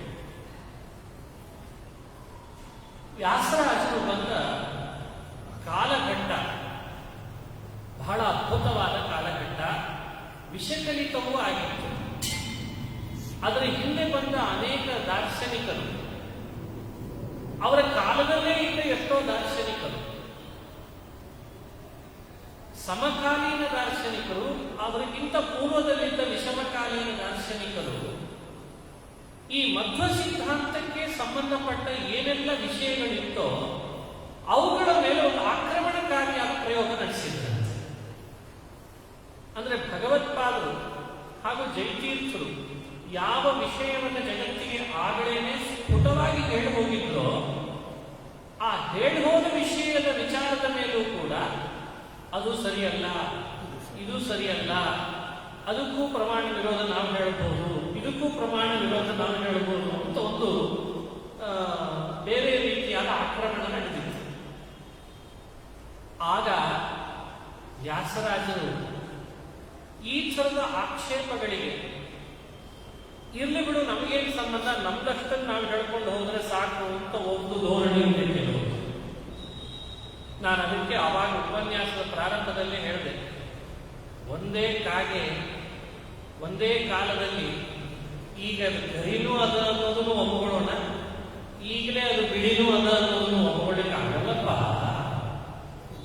ಹಾಗಾಗಿ ಇರುವ ಒಂದು ಸತ್ಯವನ್ನ ನಾನು ಅಸತ್ಯ ಅಂತ ಹೇಳು, ಸತ್ಯ ಅಂತ ಹೇಳು ಒಪ್ತೇನೆ ಅನ್ನೋದಂತೂ ಸಾಧ್ಯ ಇಲ್ಲ. ವಿರುದ್ಧಗಳಲ್ಲಿ ನಾವು ಒಂದನ್ನು ಒಪ್ಪಿಕೊಳ್ಬೇಕೇ ಹೊರತು ಎರಡನ್ನು ಒಪ್ಪಿಕೊಳ್ಳೋದು ವಿಚಾರವಾದಿಗಳಿಗೆ ಸಹಮತ ಆಗಲ್ಲ. ಹಾಗಾಗಿ ವ್ಯಾಸರಾಜರು ಸಮರ್ಥ ನಾಯಕರಾಗಿ ಬಂದು ಮಧ್ವ ಸಿದ್ಧಾಂತದ ವೃಕ್ಷದ ಮೇಲ್ಬರುವ ಆಕ್ಷೇಪಗಳನ್ನ ಅತ್ಯಂತ ಪ್ರಾಮಾಣಿಕವಾದ, ಯಾವೊಬ್ಬ ವ್ಯಕ್ತಿಯನ್ನು ನಿಂದಿಸದೆ, ಯಾವೊಂದು ದರ್ಶನವನ್ನು ಕೂಡ ಅಪಶಬ್ದಗಳಿಂದ ಹೀಯಳಿಯದೆ ಎಷ್ಟರ ಮಟ್ಟಿಗೆ ಮಾಡ್ತಾರೆ ವ್ಯಾಸರಾಜರು ಅಂದ್ರೆ, ಕೆಲವೊಮ್ಮೆ ತಮ್ಮ ಕಾಲದಲ್ಲಿ ಯಾರು ಅವ್ರ ಜೊತೆಯಲ್ಲಿ ವಾಕ್ಯಾರ್ಥ ಮಾಡ್ತಿದ್ರಲ್ಲ ವಾದಗಳನ್ನ, ಆ ಮಾಡುವ ವಾದಿಗಳ ಜೊತೆಯಲ್ಲಿ ಮಾತನಾಡುವಾಗಲೂ ಎಲ್ಲೋ ಒಂದ್ ಕಡೆಯಿಂದ ನೀವು ಮಾಡಿದ ಈ ಏನ್ ಪೂರ್ವ ಪಕ್ಷ ಇದೆ ಇದಕ್ಕಿಂತಲೂ ಚೆನ್ನಾಗಿ ಮಾಡ್ಬೋದಿತ್ತಲ್ಲ ಅಂತ ನಾನು ಹೇಳ್ಕೊಡ್ತೀನಿ. ನೋಡಿ ಹಾಗೆ ಇದೊಂದು ಒಬ್ಬ ವಿಮರ್ಶಕನಿಗೆ ಇರಬೇಕಾದಂತಹ ಒಂದು ಸತ್ಯದ ಕಳಕಳಿ. ಅದನ್ನ ತಮ್ಮ ಗ್ರಂಥದಲ್ಲಿ ಬರೆದಿರ್ತಾರೆ ಚಂದ್ರಿಕಾದಲ್ಲಿ. ನೀವು ಒಂದು ಪೂರ್ವ ಪಕ್ಷ ಮಾಡಿದ್ರಿ ನಿಜ, ಅದು ಚೆನ್ನಾಗಿದೆ ಇಲ್ಲ ಅಂತಲ್ಲ, ನಿಮ್ ಪೂರ್ವ ಪಕ್ಷಕ್ಕೆ ಇನ್ನೆಷ್ಟು ವಚನ ಬರ್ತದೆ, ಪದ ಬರ್ತದೆ, ಅದನ್ನ ನಾನು ಹೇಳ್ಕೊಳ್ತೀನಿ. ಎಷ್ಟೋ ಸಂದರ್ಭಗಳಲ್ಲಿ ನಿಮ್ಗೆ ಆಶ್ಚರ್ಯ ಆಗ್ತದೆ, ವ್ಯಾಸರಾಜರ ಕೃತಿಗಳನ್ನ ಓದಿ ಆನಂದ ಪಟ್ಟವರು ಮಾಧ್ವ ವಿದ್ವಾಂಸರಿಗಿಂತ ಹೆಚ್ಚಾಗಿ ಬೇರೆ ವಿದ್ವಾಂಸರಿದ್ದಾರೆ ಅನ್ನೋ ವಿಷಯ. ಯಾಕೆ ಅಂದ್ರೆ ನಮ್ಮದೇ ಆದ ಸಿದ್ಧಾಂತದ ವಿಷಯಗಳು ನಮಗೆಷ್ಟು ಸ್ಪಷ್ಟವಾಗಿರಲಿಲ್ಲ. ಇಂದು ದಿವಸ ವ್ಯಾಸರಾಜರು ಬಂದ ಮೇಲೆ ನಮ್ಮ ಸಿದ್ಧಾಂತ ಏನು ಅಂತ ಗೊತ್ತಾಯಿತು ಅಂತ ಬೇರೆಯವರು ಹೇಳ್ತಾರೆ ಅಂದ್ರೆ ಅದರೊಳಗೆ ಎಷ್ಟು ಮಹತ್ವ ಆಗಿರಬೇಕು. ಇದು ಇನ್ನೂ ಒಂದು ಪಾಯಿಂಟ್ ಹೇಳ್ತೇನೆ. ವ್ಯಾಸರಾಜರ ದೃಷ್ಟಿಕೋನ ಇದೆಯಲ್ಲ, ಅದು ಖಂಡನೆಯ ದೃಷ್ಟಿಕೋನ ಅಂತ ಬಹಳ ಜನ ಒಂದು ಇವತ್ತಿನ ಕೆಲವರ ಮಾತು. ವ್ಯಾಸರಾಜರಂತ ಖಂಡನೆ ಮಾಡ್ತಾರೆ. ಖಂಡನೆ ಅವರ ದೃಷ್ಟಿಕೋನ ಅಲ್ಲ. ಅವರ ಮುಖ್ಯ ದೃಷ್ಟಿ ಇದ್ದದ್ದು ಖಂಡನೆ ಅನ್ನೋದು ಅನಿವಾರ್ಯವಾಗಿದೆ ಹೊರತು ಅವರಿಗೆ ದೃಷ್ಟಿ ಇದ್ದದ್ದು ಸತ್ಯದ ಆವಿಷ್ಕಾರ. ಸತ್ಯದ ಆವಿಷ್ಕಾರ ಅನ್ನೋದು ಸ್ವಾಭಾವಿಕವಾಗಿ ಸ್ವತಃ ಆಗ್ತದೆ. ಸ್ವತಃ ಆಗುವ ಸತ್ಯದ ಆವಿಷ್ಕಾರಕ್ಕೆ ಅಸತ್ಯವನ್ನ ಎಳೆಯೋದಿದೆ ಅಲ್ಲ, ಅದು ಅನಿವಾರ್ಯ. ಹಾಗಾದ್ರೆ ವೈಚಾರಿಕವಾದ ಹಿನ್ನೆಲೆಯಲ್ಲಿ ಇದನ್ನು ಒಪ್ಪೋ ಅಂತ ಹೇಳೋದು ಮಹತ್ವನೋ, ಅದನ್ನು ಒಪ್ಪಿಕೊಂಡ್ರೆ ಇಂಥ ಸಮಸ್ಯೆ ಇದೆ ಅಂತ ಹೇಳೋದು ಮಹತ್ವನೋ ನೀವೇ ಹೇಳಿರೋಣ. ಇದನ್ನು ಒಪ್ಪಿಕೊಂಡ್ರೆ ಸಮಸ್ಯೆ ಇದೆ, ಅದನ್ನು ಒಪ್ಪಿಕೊಂಡ್ರೂ ಸಮಸ್ಯೆ ಇದೆ, ಇನ್ನೊಂದನ್ನು ಒಪ್ಪಿಕೊಂಡ್ರೂ ಸಮಸ್ಯೆ ಇದೆ, ಇಷ್ಟು ಹೇಳಿದ್ರೆ ಸಾಕು. ಆಲ್ಮೋಸ್ಟ್ ಅಲ್ಲಿ ಕೊನೆಗೆ ಅವನೇ ಪರ್ಯವಸಾನ ಮಾಡ್ಕೊಂಡಿರ್ತಾನೆ. ಅವನ್ನೆಲ್ಲ ಒಪ್ಕೊಳ್ಳೋದ್ರಿಂದ ಈ ಸಮಸ್ಯೆ ಇದೆ ಅಂದ್ರೆ ಯಾವುದನ್ನು ಒಪ್ಕೊಳ್ಳೋದ್ರಿಂದ ನಾನು ಸಮಸ್ಯೆ ಇಲ್ಲವೋ ಅದು ತಾನಾಗಿ ತಿಳಿದಿರುತ್ತದಲ್ಲ. ವ್ಯಾಸರಾಜರ ಗ್ರಂಥಗಳಲ್ಲಿರುವ ದೃಷ್ಟಿಕೋನ ಇದು. ಇದನ್ನು ಹೇಳಿಕೊಂಡ ವ್ಯಾಸರಾಜರ ಬಗ್ಗೆ, ಅವರ ಗ್ರಂಥಗಳ ಬಗ್ಗೆ ಕೆಲವರ ಒಂದು ತಪ್ಪು ಕಲ್ಪನೆ ಏನಾಗಿತ್ತು ಅಂದ್ರೆ ಅದು ಕೇವಲ ಖಂಡನೆಗೇ ಬಂದಿದೆ ಅನ್ನೋ ಹಾಕ್ತಾರೆ. ನಿಮಗೊಂದು ವಿಷಯ ಸ್ಪಷ್ಟಪಡಿಸುತ್ತೇನೆ. ಹಿಂದೆ ಕಥಾ ಅಂತ ನಡೀತಿತ್ತು. ಕಥಾ ಅಂತಂದ್ರೆ ವಾಕ್ಯಾರ್ಥ ಸಭೆಗಳು ಅಂತ. ಅವು 3 ಪ್ರಭೇದದಿಂದ ಇರ್ತಿತ್ತು. ವಾದ ಕಥಾ, ವಿತಂಡ ಕಥಾ, ಜಲ್ಪ ಕಥಾ ಅಂತ. ವಾದ, ವಿತಂಡ, ಜಲ್ಪ.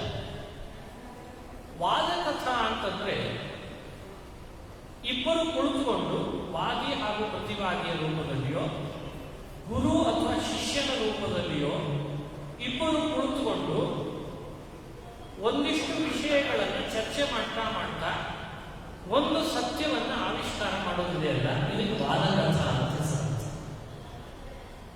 ವಾದಕಥಾ ಅಂತ ಕರೀತಾರೆ.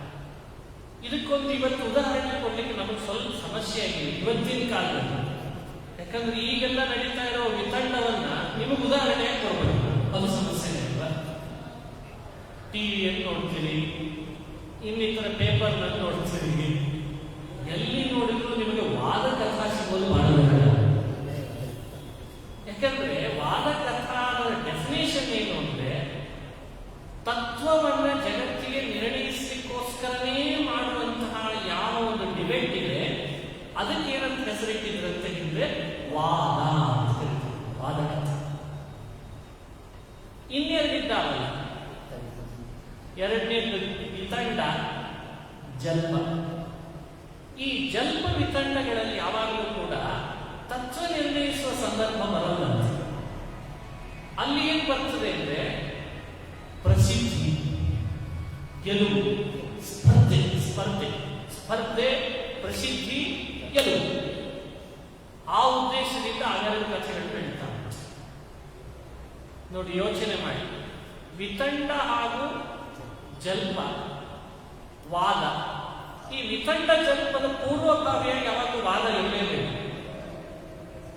ವಾದ ಇದ್ದ ಮೇಲೆ ವಾದದ ನಂತರ ವಿತಂಡ ಜಲ್ಪ ನಡೆಸಲಿಕ್ಕೆ ಅವಕಾಶ ಇರ್ತದೆ. ಯಾಕೆ ಅಂದ್ರೆ ವಿತಂಡ ಜಲ್ಪವನ್ನ ಯಾರಿಬ್ರು ಮಾಡಬಹುದು ಅಂದ್ರೆ ಯಾರಿಬ್ಬರಲ್ಲಿ ಸಮಾನ ವಿದ್ಯೆ ಇರ್ತದೋ ಅವರ ಪ್ರಶ್ನೆ ಮಾಡಬೇಕು. ನಿಮಗೆಲ್ಲ ಇದೆಲ್ಲ ಶಾಸ್ತ್ರದ ಒಳಗಿನ ವಿಷಯ ಹೇಳ್ತಾ ಇದ್ದೆ ನಾನು. ಇಬ್ಬರಲ್ಲಿ ಸಮಾನ ವಿದ್ಯೆ ಇದೆ ಅನ್ನೋದನ್ನ ತಿಳಿದು ಆಮೇಲೆ ಮಧ್ಯಸ್ಥರು, ಪ್ರಾಶ್ನಿಕರು ಅವರಿಬ್ಬರನ್ನ ನೀವು ವಾದ ಮಾಡಿ, ಇದು ನೀವು ಮುಂದುವರಿಸಲಿ ಅಂತ ಹೇಳಬೇಕು. ಸ್ಪರ್ಧೆಯಿಂದ, ಪ್ರಸಿದ್ಧಿಯಿಂದಲೋ ಗೆಲುವು ಸಾಧಿಸಬೇಕು ಮಾಡಿ. ಅಲ್ಲಿ ತತ್ವ ನಿರ್ಣಯದ ಪ್ರಸಂಗ ಬರೋದು. ಯೋಚನೆ ಮಾಡಿ. ವಾದ, ವಿತಂಡ, ಜಲ್ಪಗಳಲ್ಲಿ ಸಮಾನ ವಿದ್ಯೆ ಇರುವವರಿಗೆ ಮಾತ್ರ ವಿತಂಡ ಜಲ್ಪಗಳಿಗೆ ಅವಕಾಶ. ವಾದ ಮಾಡಬೇಕಾದ್ರೆ ಸಮಾನ ವಿದ್ಯೆ ಇರುವುದು ಅಂತ ಹೇಳಿ ಆಗಬೇಕಂತ ನಿಯಮ ಇದೆ. ವಾದದಲ್ಲಿ ಯಾವಾಗಲೂ ಗುರು ಶಿಷ್ಯರು ಮಾಡಬಹುದು. ಒಂದು ನಿಮಗೆ ಸತ್ಯ ಹೇಳ್ತೇನೆ, ನಾವು ಇವತ್ತು ಕನ್ನಡದಲ್ಲಿ ವಾದ ಶಬ್ದವನ್ನು ಸ್ವಲ್ಪ ಬೇರೆ ಬೇರೆ ಕಡೆ ಆಗ್ತಾ ಇದ್ದೇವೆ. ಅದು ನಮ್ಮ ಮೌಢ್ಯದಿಂದ ವಿವಾದವನ್ನು ವಾದ ಅಂತ ವಿವಾದ ಬೇರೆ, ವಾದ ಬೇರೆ. ಆಕ್ಚುಲಿ ವಾದ ಮೀನ್ಸ್ ಜಗತ್ತಿಗೆ ಸತ್ಯ ಸಂಶೋಧನೆ ಮಾಡಿಕೊಡುವಂತಹದ್ದು. ಇದೇ ವಾದ. ಅಸತ್ಯವನ್ನು ಬಡಬಡಾಯಿಸೋದಿದೆ ಅಲ್ಲ, ಅದು ವಿವಾದ. ಸತ್ಯವನ್ನು ಮುಚ್ಚಿ ಹಾಕಲಿಕ್ಕೆ ಮಾಡೋ ಪ್ರಯತ್ನವೋ, ಅಸತ್ಯವನ್ನೇ ಮೇಲಿಂದ ಮೇಲೆ ಬೆಳಗ್ಗೆಯಿಂದ ರಾತ್ರಿ ತನಕ 24/7 ಅಂತ ಹಾಕೊಂಡು ಸತ್ಯವನ್ನ ಮುಚ್ಚುವ, ಅಸತ್ಯವನ್ನ ಎಲ್ಲ ಕಡೆಯಲ್ಲಿ ಪಬ್ಲಿಸಿಟಿ ಮಾಡುವ ಒಂದು ವಿಚಿತ್ರ ಪ್ರಯತ್ನ, ಅದು ವಿವಾದವೇ ಆಕ್ಚುಲಿ. ಅದಕ್ಕೆ ಪ್ರಾಯ ಟಿವಿ ಅಂತ ಹೆಸರು ಬಂತು ಏನೋ ಅಂತ ಒಮ್ಮೆ ಮನಸ್ಸಿರ್ತದೆ. ಅಂದ್ರೆ ತತ್ವಕ್ಕೆ ವಿರುದ್ಧವಾದದ್ದನ್ನ ಮೇಲಿಂದ ಮೇಲೆ ಬಳಸುವ ವಿಚಾರ. ಟಿವಿ ವಿವಾದಕ್ಕೂ ತತ್ವಕ್ಕೂ ಬಹಳ ವಿರೋಧ ಇದೆ. ಇದು ತತ್ವವಾ, ಹಾಗಾದ್ರೆ ವಿವಾದ ಇಲ್ಲ ಅಂತ ಅರ್ಥ. ಇಲ್ಲಿ ವಿವಾದ ಇದೆಯಾ, ಹಾಗಾದ್ರೆ ತತ್ವ ಅಲ್ಲ ಅಂತ ಅರ್ಥ. ವಾದ ಮಾಡೋದ್ರಿಂದ ಮನುಷ್ಯನಿಗೆ ತತ್ವ ತಾನಾಗೆ ತಿಳಿದಂತೆ ಆವಿಷ್ಕಾರ ಆಗ್ತದೆ. ತತ್ವ ಅನ್ನೋದು ಒಂದು ರತ್ನ ಇದ್ದಂತೆ. ಈ ರತ್ನವನ್ನ ಮನುಷ್ಯ ಎಷ್ಟು ಇನ್ನೊಂದು ರತ್ನದ ಜೊತೆಯಲ್ಲಿ ಚಿಕ್ತಾನೆ ಅಷ್ಟಷ್ಟು ಅದೊಂದು ಸ್ಫುರಣೆ ಜಾಸ್ತಿ ಆಗ್ತದೆ, ಶೇಡ್ ಜಾಸ್ತಿ ಹೊಡಿತದೆ. ವಜ್ರವನ್ನು ವಜ್ರದ ಜೊತೆಯಲ್ಲೇ ಹಾಕಿ ತಿಕ್ಕಿದ್ರೆ ವಜ್ರದ ಹೊಳಪು ಜಾಸ್ತಿ ಆಗ್ತದೆ. ತತ್ವ ಅನ್ನೋದು ರತ್ನ ಇದ್ದಾಗ ಅದರ ಜೊತೆಯಲ್ಲಿ ತತ್ವ ನಿರ್ಣಯಕ್ಕಾಗಿ ಮಾಡುವಂತಹ ವಾದ ಅನ್ನೋ ಮತ್ತೊಂದು ರತ್ನ ಸೇರಿಕೊಂಡು ವಿಮರ್ಶೆ ನಡೆದ್ರೆ ಅದು ಮತ್ತಷ್ಟು ಸ್ಫುರಣ ಆಗ್ತದೆ.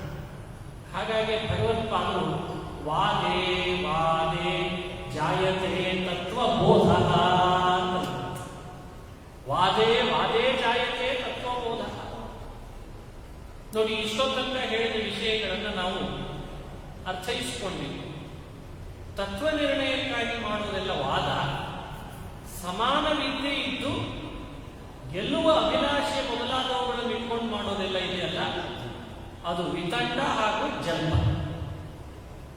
ಈ ವಿಭಾಗ ಎ ಬಿ ಸಿ ತಿಳ್ಕೊಂಡ್ವಿ. ಈಗ ವ್ಯಾಸರಾಜರ ಗ್ರಂಥಗಳಿದ್ದಾವಲ್ಲ, ಕೆಲವು ಅವರ ಗ್ರಂಥದಲ್ಲಿ ಕೆಲವು ಪ್ಯಾರಾಗ್ರಾಫ್ ಅನ್ನು ನೀವು ನೋಡ್ತಾ ಬಂದ್ರೆ ನಿಮಗೆ ಆಶ್ಚರ್ಯ ಆಗ್ತದೆ. ಎಲ್ಲೋ ಒಂದು ಕಡೆಯಲ್ಲಿ ಅವರು ವಿತಂಡ ಜಲ್ಪದಂತೆ ಕಾಣಿಸ್ತದೆ. ಎಲ್ಲೋ ಒಂದು ಕಡೆಯಲ್ಲಿ ವಿತಂಡ ಜಲ್ಪ ಮಾಡಿದಂತೆ. ಯಾಕೆ ಮಾಡಿದರು ಅಂತ ನಮಗೂ ಅನಿಸ್ಬೋದು. ಯಾಕೆ ಅಂದ್ರೆ ಅವರ ಸಮಾನಕಾಲೀನರಾದ ಯಾರೋ ವಿದ್ವಾಂಸರು ಅವ್ರ ಜೊತೆಯಲ್ಲಿ ಹಾಗೆ ಇರ್ತಾರೆ. ಈಗ ನೋಡಿ, ನಿಮ್ಮ ಮನೆಗಳಿಗೂ ಕೂಡ ಯಾವಾಗಲೂ ಒಂದೇ ತರದ ಡಿಬೇಟ್ ನಡೀತದೆ ಅಂತಿಲ್ಲ. ನಮ್ಮ ಮನೆಯೇ ಈಗ ನಡೆಯಬಾರ ಅಂದ್ಮೇಲೆ ಹಿಂದಿದ್ದ ಆ ವ್ಯಾಸರಾಜರ ಒಂದು ಕಾಲ ನೆನಪಿಸ್ಕೊಂಡ್ರೆ, ಆ ಕಾಲವನ್ನು ವ್ಯಾಸರಾಜರು ಅವರ ಎದುರುಗಡೆಯಲ್ಲಿ ಬರ್ತಾ ಇದ್ದ ಸ್ಕಾಲರ್ಸ್, ಅವರೇನು ಸಾಧಾರಣ ಸ್ಕಾಲರ್ಸ್ ಅಲ್ಲ. ಎಂಥೆಂಥ ಗ್ರಂಥಗಳನ್ನು ಜಗತ್ತಿಗೆ ಕೊಟ್ಟವರು. ಅವರವರದೇ ಮತಿ ಎರಡನ್ನೂ ಹಾಕಿ ಹೊರಗೆಚ್ಚಿ ಜಗತ್ತಿಗೆ ಗ್ರಂಥಗಳನ್ನು ಕೊಟ್ಟವರು. ಅಂಥ ಸ್ಕಾಲರ್ಸ್ ಅವ್ರ ಜೊತೆ ಮಾತಾಡ್ತಾ ಬಂದಾಗ ನೀ ಹೀಗೆ ಮಾತಾಡುವಂತ ಸ್ಕ್ರಿಪ್ಟ್ ತಯಾರು ಮಾಡಿ ಸ್ಟುಡಿಯೋದಲ್ಲಿ ಇಂಟರ್ವ್ಯೂ ಮಾಡಿದಂಗಲ್ಲ. ಅಂದ್ರೆ ಅದು ಗೋಧಿ ಮೀಡಿಯಾ ಅಲ್ಲ, ಅದು ಇವತ್ತು ಜಾಸ್ತಿ. ಹಾಗಾಗಿ ನನಗೆ ಉದಾಹರಣೆ ಕೊಡೋದು ಕಷ್ಟ ಆಯ್ತು. ಅಂದ್ರೆ ಸ್ಕ್ರಿಪ್ಟ್ ತಯಾರು ಮಾಡಿ ಯಾವುದೋ ಒಂದು ಇವನಲ್ಲಿ ಓದ್ತಾ ಹೋಗಿ ಅವನು ಓದ್ತಾ ಹಂಗಲ್ಲ ನಡೀತಾ ಇರಬೇಕು. ಅದು ಬಹಳ ಕೊಚ್ಚಿ. ವ್ಯಾಸರಾಜರ ಕಾಲದಲ್ಲಿ ಅವರನ್ನು ಮಾತಾಡಿಸ್ಲಿಕ್ಕೆ ಬಂದ ವಿದ್ವಾಂಸರೆಲ್ಲ ಆಲ್ಮೋಸ್ಟ್ ಎಲ್ಲವೂ ಲೈವೇ ಇರ್ತಿತ್ತು. ಟೆಲಿಕಾಸ್ಟ್ ಇಲ್ಲ. ಟೆಲಿಕಾಸ್ಟ್ ಇದ್ದಿದ್ರೆ ನಾವು ಹೊರಗಡೆ ಎಲ್ಲವೂ ಲೈವೇ ಇರ್ತಿತ್ತು. ಅಂದ್ರೆ ಬೇರೆ ವಿದ್ವಾಂಸರು ಸುತ್ತಲೂ ಕುಳಿತಿರ್ತಿದ್ರು. ಒಬ್ಬೊಬ್ಬರ ಸರದಿ ಪ್ರಕಾರ ಸರದಿ ಬಂದಾಗ ಆ ವಿದ್ವಾಂಸರು ತಮ್ಮದೇ ಆದ ತಮ್ಮ ಅಧ್ಯಯನವನ್ನೆಲ್ಲ ತಲೆ ಒಳಗೆ ಇಟ್ಟುಕೊಂಡು ವ್ಯಾಸರಾಜರ ಜೊತೆಯಲ್ಲಿ ಡಿಬೇಟ್ ಮಾಡಲಿಕ್ಕೆ ಶುರು ಮಾಡ್ತಿದ್ರು. ವ್ಯಾಸರಾಜರು ಬಂದ ವ್ಯಕ್ತಿಯ ಆಳ ಎಷ್ಟಿದೆ ಅಂತ ನೋಡಿಯೇ ಅವರ ಜೊತೆಯಲ್ಲಿ ಅವರು ವಾದನೇ ಮಾಡಬೇಕು ಅಂತ ನಿಯಮ ಆಗ್ತಿರ್ಲಿಲ್ಲ. ಕೆಲವೊಂದು ವಿತಂಡಕ್ಕೆ ಅವ್ರು ಹೇಳ್ತಾರೆ ಅಂತಂದಾಗ ಇವರು ವಿತಂಡ. ಇದು ಡಿಬೇಟ್ ಸಾರಸ್ಯ. ಯಾವಾಗಲೂ ಡಿಬೇಟ್ ಒಂದೇ ಥರ ಮಾಡಬೇಕು ಅಂತ ಹೇಳಿದೆ. ಆವಾಗ ಇವರು ಜಲ್ಪಕ್ಕೆ ಇಳಿತಿದ್ರಂತೆ. ಹೀಗೆ ವಿತಂಡ ಜಲ್ಪಗಳಿಗೂ ಇಳಿದಾಗ ಪ್ರತಿವಾದಿಗಳಿಗೆ ಒಂದು ಕಲ್ಪನೆ ಏನಿರ್ತಿತ್ತು ಅಂದ್ರೆ, ನಾನು ವಾದ ಮಾಡಿದ್ರೆ ಎಲ್ಲಿ ಇವ್ರ ಜೊತೆಗೆ ಸೋತು ಬಿಡುತ್ತೇನೋ ಅಂತ ಅವರು ವಿತಂಡ ಜಲ್ಪಕ್ಕೆ ಅದನ್ನು ಕನ್ವರ್ಟ್ ಮಾಡಿದಾಗ ವ್ಯಾಸರಾಜರು ವಿತಂಡ ಜಲ್ಪಕ್ಕೆ ಹೇಳಿದಾಗ ಅವ್ರಿಗೆ ಇದ್ಯಾಕೋ ಸ್ವಲ್ಪ ಬೇರೆ ಆಯ್ತು ವಿಷಯ. ಹೀಗೆ ನಡೆದ ಸಂದರ್ಭಗಳೇನಿದೆ ಕ್ಲಿಪ್ಸ್, ಆ ಕ್ಲಿಪ್ಸ್ ಅನ್ನು ವ್ಯಾಸರಾಜರು ಏನ್ ಮಾಡ್ತಾರೆ, ತಮ್ಮ ವ್ಯಾಸತ್ರಯದಲ್ಲಿ ಹಾಕಿಬಿಡ್ತಾರೆ. ಹಾಗಾಗಿ ಆ ನಡೆದ ಡಿಬೇಟಿನ ಕ್ಲಿಪ್ಗಳು ಇವತ್ತು ಎಷ್ಟೋ ಟಿವಿಯಲ್ಲಿ ನೋಡ್ತಿರ್ತಾನೆ, ಯೂಟ್ಯೂಬ್ಸ್ ಅಲ್ಲಿ ಯಾರ್ಯಾರೋ ಜೊತೆಯಲ್ಲಿ ಮಾಡಿದಂತಹ ಅನೇಕ ಚರ್ಚೆಗಳನ್ನು.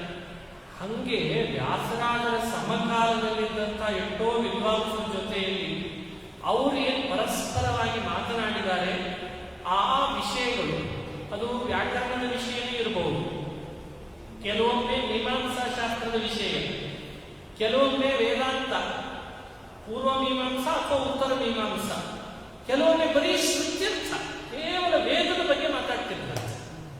ಯಾವುದು ನಿರವಕಾಶ, ಯಾವುದು ಸಾವಕಾಶ, ಯಾವುದರ ತಾತ್ಪರ್ಯ ಎಲ್ಲಿದೆ, ಯಾವುದನ್ನು ಷಡ್ವಿಧ ತಾತ್ಪರ್ಯ ಲಿಂಗಗಳನ್ನು ಹೇಳಿ ಅಲ್ಲಿ ತಾತ್ಪರ್ಯ ಅಂತ ಕೂಡಿಸ್ಬೇಕು. ಇಂಥ ವಿಷಯವೇ ಕೆಲವು ವಾದಿಗಳ ಜೊತೆ ಮಾತಾಡ್ತಿದ್ರಂತೆ. ಅದನ್ನ ವ್ಯಾಸರಾಜರು ತಮ್ಮ ಗ್ರಂಥದಲ್ಲಿ ಅಳವಡಿಸಿದ್ರಂತೆ.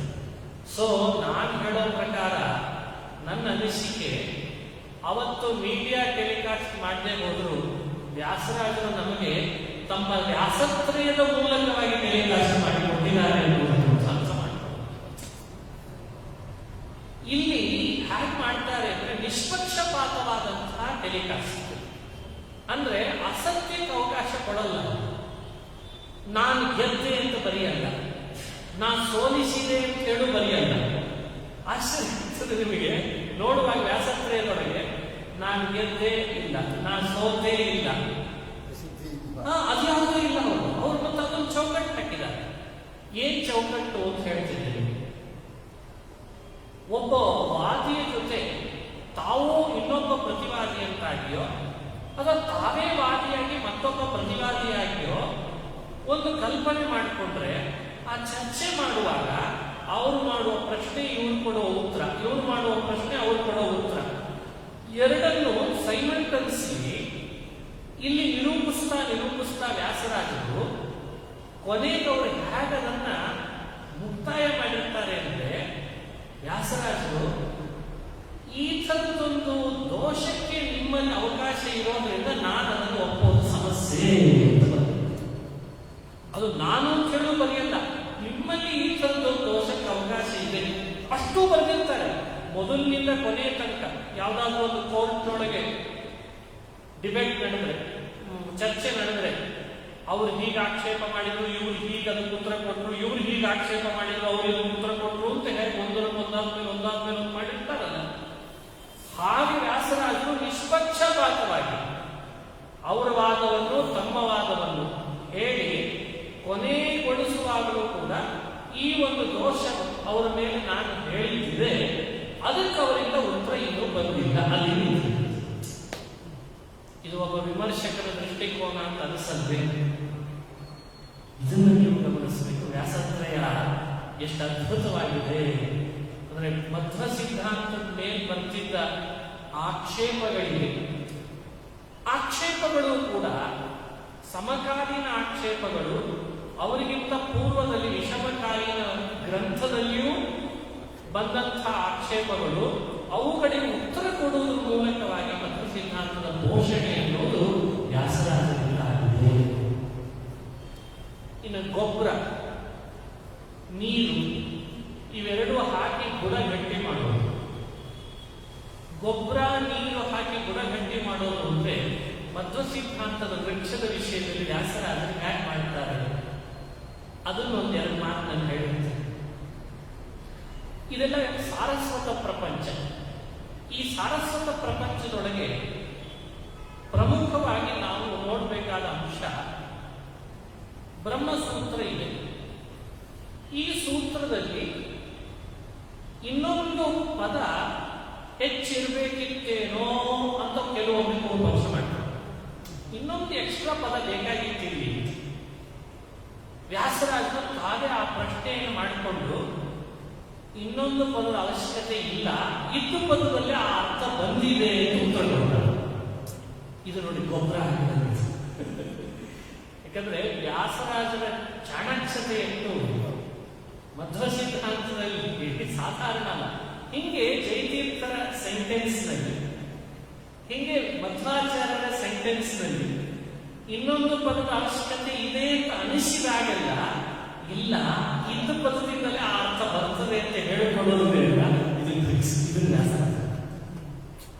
ಸಪೋಸ್ ಇನ್ನೊಂದು ಪದ ಹಾಕಿದ್ರು ಏನ್ ತಪ್ಪಾಗ್ತಿತ್ತು ಅಂತ ನಾವು ಕೇಳ್ಬೋದಲ್ಲ. ಅದಕ್ಕೆ ವ್ಯಾಸರಾಜರಂತಾರೆ ಇನ್ನೊಂದು ಪದ ಸಪೋಸ್ ಹಾಕಿದ್ರು ಅಂತ ನೀವು ಅನಬೇಡಿ. ಯಾಕಂದ್ರೆ ನಮ್ಮ ಹಿರಿಯರ ಗ್ರಂಥಗಳಲ್ಲಿ ಮಾತುಗಳಲ್ಲಿ ಒಂದು ಪದವೂ ಕೂಡ ಅಧಿಕ ಅಂತ ಇಲ್ಲ. Point number 1.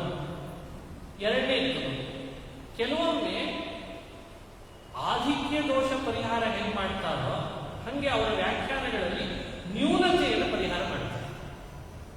ನ್ಯೂನತೆ, ಹೆಚ್ಚಿನ ಪದ ಇಲ್ಲ, ಕಡಿಮೆ ಪದವೂ ಇಲ್ಲ ಅಂತಂತ. ಅಂದ್ರೆ ಅನ್ಯೂನ ಅನತಿರಿಕ್ತ ಅಂತ. ಇದು ಒಬ್ಬ ವ್ಯಾಖ್ಯಾನ ಮಾಡಬೇಕಾದವನಿಗಿರ್ಬೇಕಾದ ಜವಾಬ್ದಾರಿ. ಮೂಲ ಟೆಕ್ಸ್ಟ್ ನ್ಯೂನತಾ ಉಳ್ಳದ್ದು ಅಲ್ಲ, ಆಧಿಕ್ಯ ಉಳ್ಳದ್ದು ಅಲ್ಲ. ಎರಡನೇ ಜವಾಬ್ದಾರಿ ಏನು ಅಂದ್ರೆ ಆ ಮೂಲ ಗ್ರಂಥಗಳಿದ್ದಾವೆ, ಅವುಗಳಲ್ಲಿ ಸಪೋಸ್ ಇನ್ಯಾವುದಾದ್ರೂ ಸಮಕಾಲೀನ ವಿಷಮಕಾಲೀನ ಗ್ರಂಥ ಬರೆದ ವ್ಯಕ್ತಿಗಳು ಈ ಮೂಲ ಗ್ರಂಥ ಆ ಪ್ರಮಾಣಕ್ಕೆ ವಿರುದ್ಧವಾಗಿದೆ ಅಂತ ಸಪೋಸ್ ತೋರಿಸೋ ಪ್ರಯತ್ನ ಪಟ್ಟಿದ್ರೆ ವ್ಯಾಸರಾಜರ ತಕ್ಷಣ ಬರೀತಾರೆ. ಕೆಲವರು ಈ ಗ್ರಂಥಕ್ಕೆ ಇಂಥ ಪ್ರಮಾಣ ವಿರೋಧ ತೋರಿಸಿದ್ದಾರೆ, ಆದ್ರೆ ಆ ಪ್ರಮಾಣ ವಿರೋಧ ಇದು ಬರಲ್ಲ ಅಂತ ತೋರಿಸಿದ್ದಾರೆ.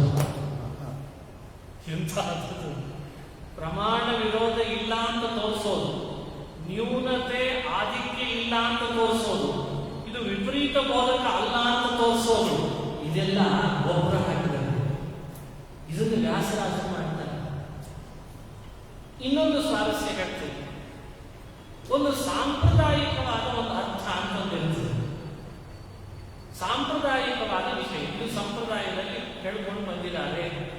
ವ್ಯಾಸರಾಜರಿಗೆ ಎಷ್ಟು ಅದರ ಮೇಲೆ ಗೌರವ ಅಂತ ಹೇಳ್ತೀವಿ. ವ್ಯಾಸರಾಜರು ಒಂದಿಷ್ಟು ತಮ್ಮ ಬುದ್ಧಿಶಕ್ತಿಯಿಂದಲೇ ಯುಕ್ತಿಗಳನ್ನ ಅರ್ಥಗಳನ್ನ ಸ್ಫುರಣ ಮಾಡಿ ಹೇಳಿ ಒಂದು ಕಡೆಯಲ್ಲಿ ಬರೀತಾರೆ. ಸಾಂಪ್ರದಾಯಿಕವಾಗಿ ಈ ಅರ್ಥವೂ ಇಟ್ಕೊಳ್ಳಿ ಬರ್ತದೆ. ಎಂಥ ಜವಾಬ್ದಾರಿ! ಸಂಪ್ರದಾಯದ ಅರ್ಥ ಎಂಥ ವಿಚಿತ್ರ. ಮತ್ತೊಂದು ಸ್ವಾರಸ್ಯ ನೀವು ನೋಡಬಹುದು. ವ್ಯಾಸರಾಜರು ಬರೋ ಪೂರ್ವದಲ್ಲಿ ಟೀಕಾರಾಯ ಬಂದರು ಜೈತೀರ್ಥರು ಭಾಷ್ಯಕ್ಕೆ ತತ್ವಪ್ರಕಾಶಿಕ ಬರೆಯೋಕ್ಕಿಂತ ಮೊದಲೇ ತ್ರಿವಿಕ್ರಮ ಪಂಡಿತರು ಅಂತ ಭಗವತ್ಪಾದರನ್ನ ಕಣ್ಣಾರೆ ಕಂಡು ಅವರ ಮುಖದಿಂದ ಭಾಷ್ಯವನ್ನು ಪಾಠ ಕೇಳಿದರು. ಅವರ ಭಾಷ್ಯಕ್ಕೆ ತತ್ವ ಪ್ರದೀಪ, ಅದೊಂದು ಅದ್ಭುತವಾದ ಟೀಕೆ, ತತ್ವ ಪ್ರದೀಪಿಕ. ವ್ಯಾಸರಾಜರು ಕೆಲವು ಸೂತ್ರಗಳ ವ್ಯಾಖ್ಯಾನ ಮಾಡುವಾಗ ತಾವು ಸ್ವತಃ ತತ್ವ ಪ್ರಕಾಶಿಕ ವ್ಯಾಖ್ಯಾನ ಬರೀಲಿಕ್ಕೆ ಹೊರಟವರು. ಆದ್ರೆ ವ್ಯಾಸರಾಜರು ಏನ್ ಮಾಡ್ತಾರೆ, ತತ್ವ ಪ್ರಕಾಶಿಕ ವ್ಯಾಖ್ಯಾನ ಬರೆಯುವಾಗಲೇ ತ್ರಿವಿಕ್ರಮ ಪಂಡಿತರು ಹೇಳಿದ ತತ್ವ ಪ್ರದೀಪಿಕೆಯಲ್ಲೂ ಹೀಗೆ ಹೇಳಿದ್ದಾರೆ ಆ ವಿಷಯವನ್ನು ಪ್ರಸ್ತಾಪ ಮಾಡ್ತಾರೆ. ಅಂದ್ರೆ ಓದುವವರಿಗೆ ಅದೊಂದು ಕಂಪ್ಯಾರಿಟಿವ್ ಸ್ಟಡಿ. ಅಂದ್ರೆ ತತ್ವ ಪ್ರಕಾಶಿಕ, ತತ್ವ ಪ್ರದೀಪ, ಅನುವ್ಯಾಖ್ಯಾನ, ಭಾಷ್ಯ, ನ್ಯಾಯ ವಿವರಣೆ. ನೋಡಿ, ಒಂದು ತಾತ್ಪರ್ಯ ಚಂದ್ರಿಕಾ ಗ್ರಂಥವನ್ನ ಅಧ್ಯಯನ ಮಾಡಲಿಕ್ಕೆ ಹೊರಟ್ರೆ ಕಂಪೇರಿಟಿವ್ ಸ್ಟಡಿ ಅಂತ ಹೇಳ್ಬೋದು, ಕ್ರಿಟಿಕಲ್ ಸ್ಟಡಿ ಅಂತ ಹೇಳ್ಬೋದು. ಕೆಲವು ಇತ್ತೀಚೆಗೆ ಕ್ರಿಟಿಕಲ್ ಸ್ಟಡಿ ಅಂತ ನೋಡಿರ್ಬೇಕು ನೀವು. ಹಂಗೆ ಅವುಗಳಲ್ಲಿದ್ದ ವಿಷಯವನ್ನು ಚಂದ್ರಿಕಾದಲ್ಲಿ ಹೇಳಿ ತತ್ವ ಪ್ರದೀಪಿಕ, ತತ್ವ ಪ್ರಕಾಶಿಕ ಅವರಲ್ಲಿದ್ದ ಗ್ರಂಥವನ್ನು ವಿಷಯವನ್ನು ಪ್ರಸ್ತಾಪ ಮಾಡ್ತಾರೆ. ಅಂದರೆ ಸಾಂಪ್ರದಾಯಿಕವಾದ ವಿಷಯವನ್ನು ತಾವು ಸ್ವತಃ ಬುದ್ಧಿಯಲ್ಲಿ ಹೊಳೆದ ವಿಷಯವನ್ನು ಪ್ರಮಾಣಕ್ಕೆ ವಿರೋಧ ಬರದಂತೆ ನಿರೂಪಿಸುವಂತಹ ಒಂದು ಅದ್ಭುತವಾದ ಗ್ರಂಥ ಅಂದ್ರೆ ಹೀಗೆ ನಿಮಗೆ ನಾನು ಗ್ರಂಥದ ಒಳಗೆ ಪೂರ್ಣ ಇರುವುದಿಲ್ಲ. ವ್ಯಾಸರಾಜರ ವ್ಯಾಸತ್ರಯಗಳು ಹೇಗೆ ಮಧ್ವ ಸಿದ್ಧಾಂತದ ಆ ವಿಷಯಗಳ ಅಭಿವೃದ್ಧಿಗೆ ಕಾರಣವಾಗಿದೆ ಅನ್ನೋದನ್ನು ಮಾತ್ರ ನಿಮಗೆ ಅನುಸಂಧಾನ ಮಾಡಿಸ್ತಾರೆ. ಅದನ್ನ ನಾವು ನೆನಪಿಟ್ಟುಕೊಳ್ಳೇಬೇಕಾದಂತಹದ್ದು. ಇನ್ನು ತರ್ಕ ತಾಂಡವ, ಅಲ್ಲಲ್ಲಲ್ಲಿ ಭಗವತ್ಪಾದರು ತಾರ್ಕಿಕರ ವಿಷಯವನ್ನ ನಿರೂಪಿಸಿ ಯಾವುದ್ಯಾವುದೋ ಒಂದಿಷ್ಟು ವಿಷಯಗಳೊಳಗೆ ಯುಕ್ತಿಗಳನ್ನು ಹೇಳಿಬಿಟ್ಟಿದ್ದಾರೆ, ನಿರಾಕರಿಸಬೇಕು. ಅದನ್ನೆಲ್ಲ ತಲೆಯಲ್ಲಿ ಇಟ್ಕೊಳ್ತಾರೆ ವ್ಯಾಸರಾಜ. ತಮ್ಮ ತರ್ಕ ತಾಂಡವ ಗ್ರಂಥದಲ್ಲಿ ಭಗವತ್ಪಾದರು ಹೇಳಿದ ಜೈತೀರ್ಥ್ರೇಯದ ಯುಕ್ತಿಗಳನ್ನು ಹೇಳಿ ಅದಕ್ಕಿಂತಲೂ ಹೆಚ್ಚಿನ ಯುಕ್ತಿಗಳನ್ನು ಹೇಳಿ ತಾರ್ಕಿಕರ ವಿಮರ್ಶೆಯನ್ನು ಮಾಡಿದ್ದಾರೆ. ಇದು ವ್ಯಾಸರಾಜರ ಕಾಲದಲ್ಲಿ ನಡೆದಂತಹ ಅದ್ಭುತವಾದ ಘಟನೆ. ಒಂದು ಕಥೆ ಹೇಳ್ತಾರೆ. ನ್ಯಾಯಾಮೃತ ಏನು ಗ್ರಂಥ ರಚನೆ ಮಾಡಿದ್ರು, ಇದು ಪ್ರಾರಂಭದ ವಿಚಾರ ಮಾಡಲಿಕ್ಕೆ ಹೊರಟ್ರೆ ಒಂದು ಅನುಮಾನದ ಮೇಲೆ ನಿಂತಿದೆ. ಪ್ರಾರಂಭ ಉಳಿದೆಲ್ಲ ಸಾಕಷ್ಟು ಬೇರೆ ಬೇರೆ ವಿಷಯ ಬರ್ತದೆ. ಒಂದು ಅನುಮಾನದ ಮೇಲೆ ಇಡೀ ಗ್ರಂಥದ 70% ಗ್ರಂಥ ಹೊರಟಿದೆ. ವಿಮತಂ ಮಿಥ್ಯಾ ದೃಶ್ಯತ್ವಾತ್. ಇಲ್ಲಿ ಹೆಚ್ಚು ವ್ಯಾಸರಾಜರು ತಮ್ಮ ಮಾತಿನ ಶೈಲಿಯನ್ನ ತಾರ್ಕಿಕರ ವಾಸನೆಗೆ ಅನುಗುಣವಾಗಿ ಬಳಸ್ತಾರೆ. ತಾರ್ಕಿಕರ ಭಾಷೆಯಲ್ಲಿ ನೋಡಿ, ಅದನ್ನು ನೀವು ಹೇಳ್ತೇನೆ. ವಿಕಲ್ಪಗಳನ್ನು ಮಾಡಿ ನಿರಾಕರಣೆ ಮಾಡೋದು ಅಂತಂದ. ಇದು ಹಿಂದಿನ ದಾರ್ಶನಿಕರೆಲ್ಲ ಈ ಶೈಲಿಯನ್ನು ಅವಲಂಬಿಸಿದವರೇ. ಶ್ರೀಹರ್ಷರು, ಉದಯನಾಚಾರ್ಯರು, ಇನ್ನಿತರ ಬೇರೆ ಬೇರೆ ದಾರ್ಶನಿಕರು ಕೆಲವರು ವಿಕಲ್ಪಿಸಿ ನಿರಾಕರಣೆ ಮಾಡೋದು. ಇದನ್ನ ಜೈತೀರ್ಥರು ಕೂಡ ತಮ್ಮ ಗ್ರಂಥದಲ್ಲಿ ಸಾಕಷ್ಟು ಆ ವಿಕಲ್ಪಿಸಿ ಖಂಡಿಸುವ ಪದ್ಧತಿಯನ್ನು ಜಾರಿಗೆ ತಂದರು. ಅದೇ ವಿಕಲ್ಪಿಸುವಂತ ಪದ್ಧತಿಯನ್ನ ಜೈತೀರ್ಥರು ಜಾರಿಗೆ ತಂದದ್ದನ್ನೇ ವ್ಯಾಸರಾಜರು ಅದನ್ನು ಮತ್ತಷ್ಟು ಅಭಿವೃದ್ಧಿ ಮಾಡಿದರು. ಎಲ್ಲೋ ಒಂದು ಕಡೆಯಿಂದ ನೋಡಿದ್ರೆ ಮೈ ರೋಮಾಂಚನ ಆಗ್ತದೆ. ಜೈತೀರ್ಥರು 5 ಅಥವಾ 6 ವಿಕಲ್ಪಕ್ಕೆ ನಿಲ್ಲಿಸಿದ್ರೆ 11, 12 ವಿಕಲ್ಪಕ್ಕೆ ವ್ಯಾಸರಾಜರು ನಿಲ್ಲಿಸ್ತಾರೆ. ಹೇಗೆ ಮಾಡಿರ್ಬೇಕು? ನೀವು ಅದನ್ನು ಓದುವಾಗಲೇ ಗೊತ್ತಾಗ್ತದೆ ಎಷ್ಟು ವಿಕಲ್ಪಗಳನ್ನು ಮಾಡ್ತಾರಲ್ಲ ಅಂತ. ವಿಕಲ್ಪಿಸಿ ನಿರಾಕರಿಸುವಂತ ಒಂದು ಸ್ಟೈಲ್, ಅದನ್ನು ಅಳವಡಿಸಿಕೊಂಡು ತಾರ್ಕಿಕರ ಶೈಲಿಯಲ್ಲಿ ಆ ಒಂದು ಮತವನ್ನ, ದರ್ಶನವನ್ನು ವಿಮರ್ಶೆ ಮಾಡಲಿಕ್ಕೆ ನ್ಯಾಯಾಮೃತ ಬರೆದು, ಆ ನ್ಯಾಯಾಮೃತವನ್ನು ನೋಡಿದಾಗ ಎಷ್ಟೋ ತಾರ್ಕಿಕರಿಗೆ ಖುಷಿಯಾಗಿ ಶುರುವಾಯಿತು. ಅಂದ್ರೆ ಯೋಚನೆ ಮಾಡಿ, ತಾರ್ಕಿಕರು ಬಹಳ ಸಂತೋಷ ಪಟ್ಟಂತೆ ನ್ಯಾಯಾಮೃತ ಮಾಡಿದಾಗ. ನಾನು ಅಂತಿರ್ತೇನೆ, ಅದಕ್ಕೆ ವ್ಯಾಸರಾಜರ ಗ್ರಂಥಗಳನ್ನ ಕೇವಲ ಮಧ್ವ ಸಿದ್ಧಾಂತಕ್ಕಷ್ಟೇ ಪೋಷಕ ಅಂತ ನಾವು ಅವಲಂಬಿಸೋದಲ್ಲ, ಇತರ ದರ್ಶನಗಳಿಗೂ ಅದು ಪೋಷಕವಾಗಿದೆ. ಅದು ಸಾರಸ್ಯ. ಬೇರೆ ದರ್ಶನಗಳಿಗೆ ಪೋಷಕ ಆಯಿತು. ಅದಕ್ಕೆ ಉದಾಹರಣೆಗೆ ಇದೊಂದು ಸಣ್ಣ ಕಥೆ ಆಗಿದೆ. ನ್ಯಾಯಾಮೃತ ರಚಿಸಿ ತಾರ್ಕಿಕರ ಶೈಲಿಯಲ್ಲಿ ನಿರೂಪಿಸಿದ ಆ ಸ್ಟೈಲನ್ನು ನೋಡಿ ತಾರ್ಕಿಕರು ಖುಷಿ ಪಟ್ಟುಬಿಟ್ಟರು. ಏನದ್ಭುತ ಅಂತ. ಯಾವಾಗ ವ್ಯಾಸರಾಜರಿಗೆ ಆ ತಾರ್ಕಿಕರ ಶೈಲಿಯ ವಿಚಿತ್ರವಾದಂತಹ ಗ್ರಂಥ ಅವರಿಗೆ ಖುಷಿ ಕೊಡ್ತು ಅಂತ ಗೊತ್ತಾಯಿತೋ, ಆವಾಗ ತರ್ಕತಾಂಡವ ಅವ್ರಿಗೆ ಹೇಳಿ ಕಳಿಸಿದ್ರು, ನೀವು ಬಹಳ ಖುಷಿ ಪಟ್ಟಿದ್ರಿ ನ್ಯಾಯಾಮೃತ ಬರೆದದ್ರಿಂದ, ಈಗ ನಿಮ್ಮ ದರ್ಶನಗಳ ವಿಷಯದ ಮೇಲೆ ಒಂದು ವಿಮರ್ಶೆಯನ್ನು ಬರೆದಿದ್ದೇನೆ ನೋಡಿ. ಅವರೊಂದು ಶ್ಲೋಕ ಬರೆದು ಕಳಿಸಿದ್ರಂತೆ ವ್ಯಾಸರಾಜರಿಗೆ. ಅಮೃತ ಬರೆದು, ನ್ಯಾಯಾಮೃತ ಬರೆದು ನೀವು ನಮ್ಮ ಮನಸ್ಸಿನೊಳಗೆ ಎಷ್ಟು ಪ್ರಖ್ಯಾತಿ ಪಡೆದಿದ್ರಿ, ಹರಿ ವಿದ್ವಾಂಸರು ಅಂತ. ಈ ತರ್ಕ ತಾಂಡವ ಬರೆದ್ರಿಂದ ಅಷ್ಟೇ ನಮ್ಗೆ ದುಃಖ ಕೊಡ್ರಿ, ನಿಮ್ ಕೀರ್ತಿಯನ್ನು ನೀವು ಕಳ್ಕೊಂಡ್ರಿ ಎಂದು. ವ್ಯಾಸರಾಜರಂತಾರೆ, ಕೀರ್ತಿ ಕೊಡ್ಲಿಕ್ಕೆ ನೀವೆಷ್ಟರ ಮಟ್ಟಿಗೆ ತಗೊಳ್ಳಿ, ನಾನು ಜಗತ್ತಿಗೆ ಸತ್ಯ ಕೊಡ್ಲಿಕ್ಕೆ ಬಂದವನು. ಸತ್ಯ ಮುಚ್ಚಬೇಡ್ರಿ, ಅಸತ್ಯವನ್ನ ಪಬ್ಲಿಸಿಟಿ ಮಾಡಬೇಕು. ಅಸತ್ಯಕ್ಕೆ ಬೆಲೆ ಇಲ್ಲ. ಒಂದು ವೇಳೆ ಅಸತ್ಯಕ್ಕೆ ಏನಾದರೂ ಬೆಲೆ ಕಂಡಿದೆ ಅಂತ ಅನಿಸಿದ್ರೆ ಅದು ನಾವು ತಿಳ್ಕೊಳ್ಳೋದ್ರಲ್ಲಿ ಎಲ್ಲೋ ತಪ್ಪಾಗಿದೆ ಅಂತ ಬೆಲೆ ಕೊಟ್ಟಿದ್ದೇವೆ ಹೊರತು ಸತ್ಯ ಯಾವಾಗಲೂ ಒಂದೇ ಇದೆ. ಇದು ವ್ಯಾಸರಾಜರ ಅಪೂರ್ವವಾದಂತಹ ಗ್ರಂಥಗಳ ಮಹತ್ವ. ಈ ರೀತಿ ನ್ಯಾಯಾಮೃತ 4 ಪರಿಚ್ಛೇದ. ಪ್ರಥಮ ಪರಿಚ್ಛೇದದಲ್ಲಿ 2 ವಿಭಾಗ, ಆಮೇಲೆ ದ್ವಿತೀಯ ಪರಿಚ್ಛೇದ, ತೃತೀಯ ಪರಿಚ್ಛೇದ, ಚತುರ್ಥ ಪರಿಚ್ಛೇದ ಅಂತ ಮಾಡ್ಕೊಳ್ತಾರೆ. ತರ್ಕ ತಾಂಡವದಲ್ಲಿ 3 ವಿಭಾಗ: ಪ್ರತ್ಯಕ್ಷ, ಅನುಮಾನ, ಆಗಮ. ಪ್ರಮಾಣ ಪ್ರಯುಕ್ತಿ ಇಟ್ಕೊಂಡದ್ರಿಂದ ಅಥವಾ ಅದನ್ನು ವ್ಯಾಖ್ಯಾನದಲ್ಲಿ ಮಂತ್ರಾಲಯ ಪ್ರಭುಗಳು ಪ್ರಥಮ ಪರಿಚ್ಛೇದ, ದ್ವಿತೀಯ ಪರಿಚ್ಛೇದ, ತೃತೀಯ ಪರಿಚ್ಛೇದ ಅಂತ ಹೇಳಿ ತಿಳಿಸ್ತಾರೆ.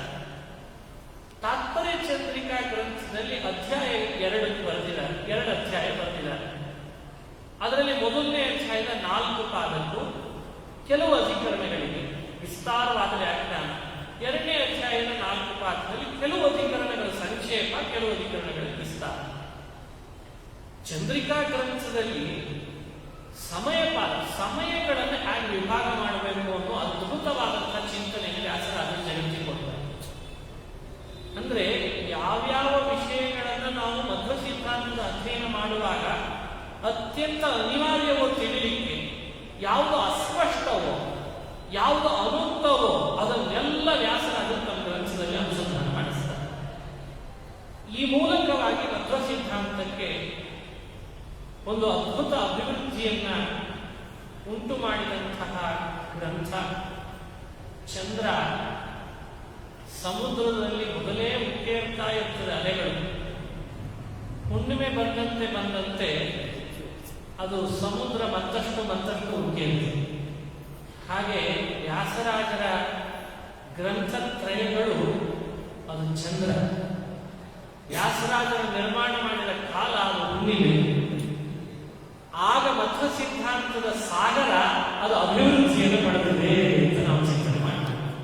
ಹಾಗಾಗಿ ಮಧ್ವ ಸಿದ್ಧಾಂತದ ಸಾಗರದ ಅಭಿವೃದ್ಧಿ ಅದು ನ್ಯಾಯಾಮೃತ, ತರ್ಕ ತಾಂಡವ, ತಾತ್ಪರ್ಯ ಚಂದ್ರಿಕಾ ಅಂತ ಈ 3 ಗ್ರಂಥಗಳಿಂದ ಚಂದ್ರನಿಂದ ಅಭಿವೃದ್ಧಿ ಪಡೆದಿದೆ ಅಂತ ಸ್ಥೂಲವಾಗಿ ಈ ವಿಷಯಗಳನ್ನು ಅನುಸಂಧಾನ ಮಾಡಿಸಿದ್ದೇನೆ.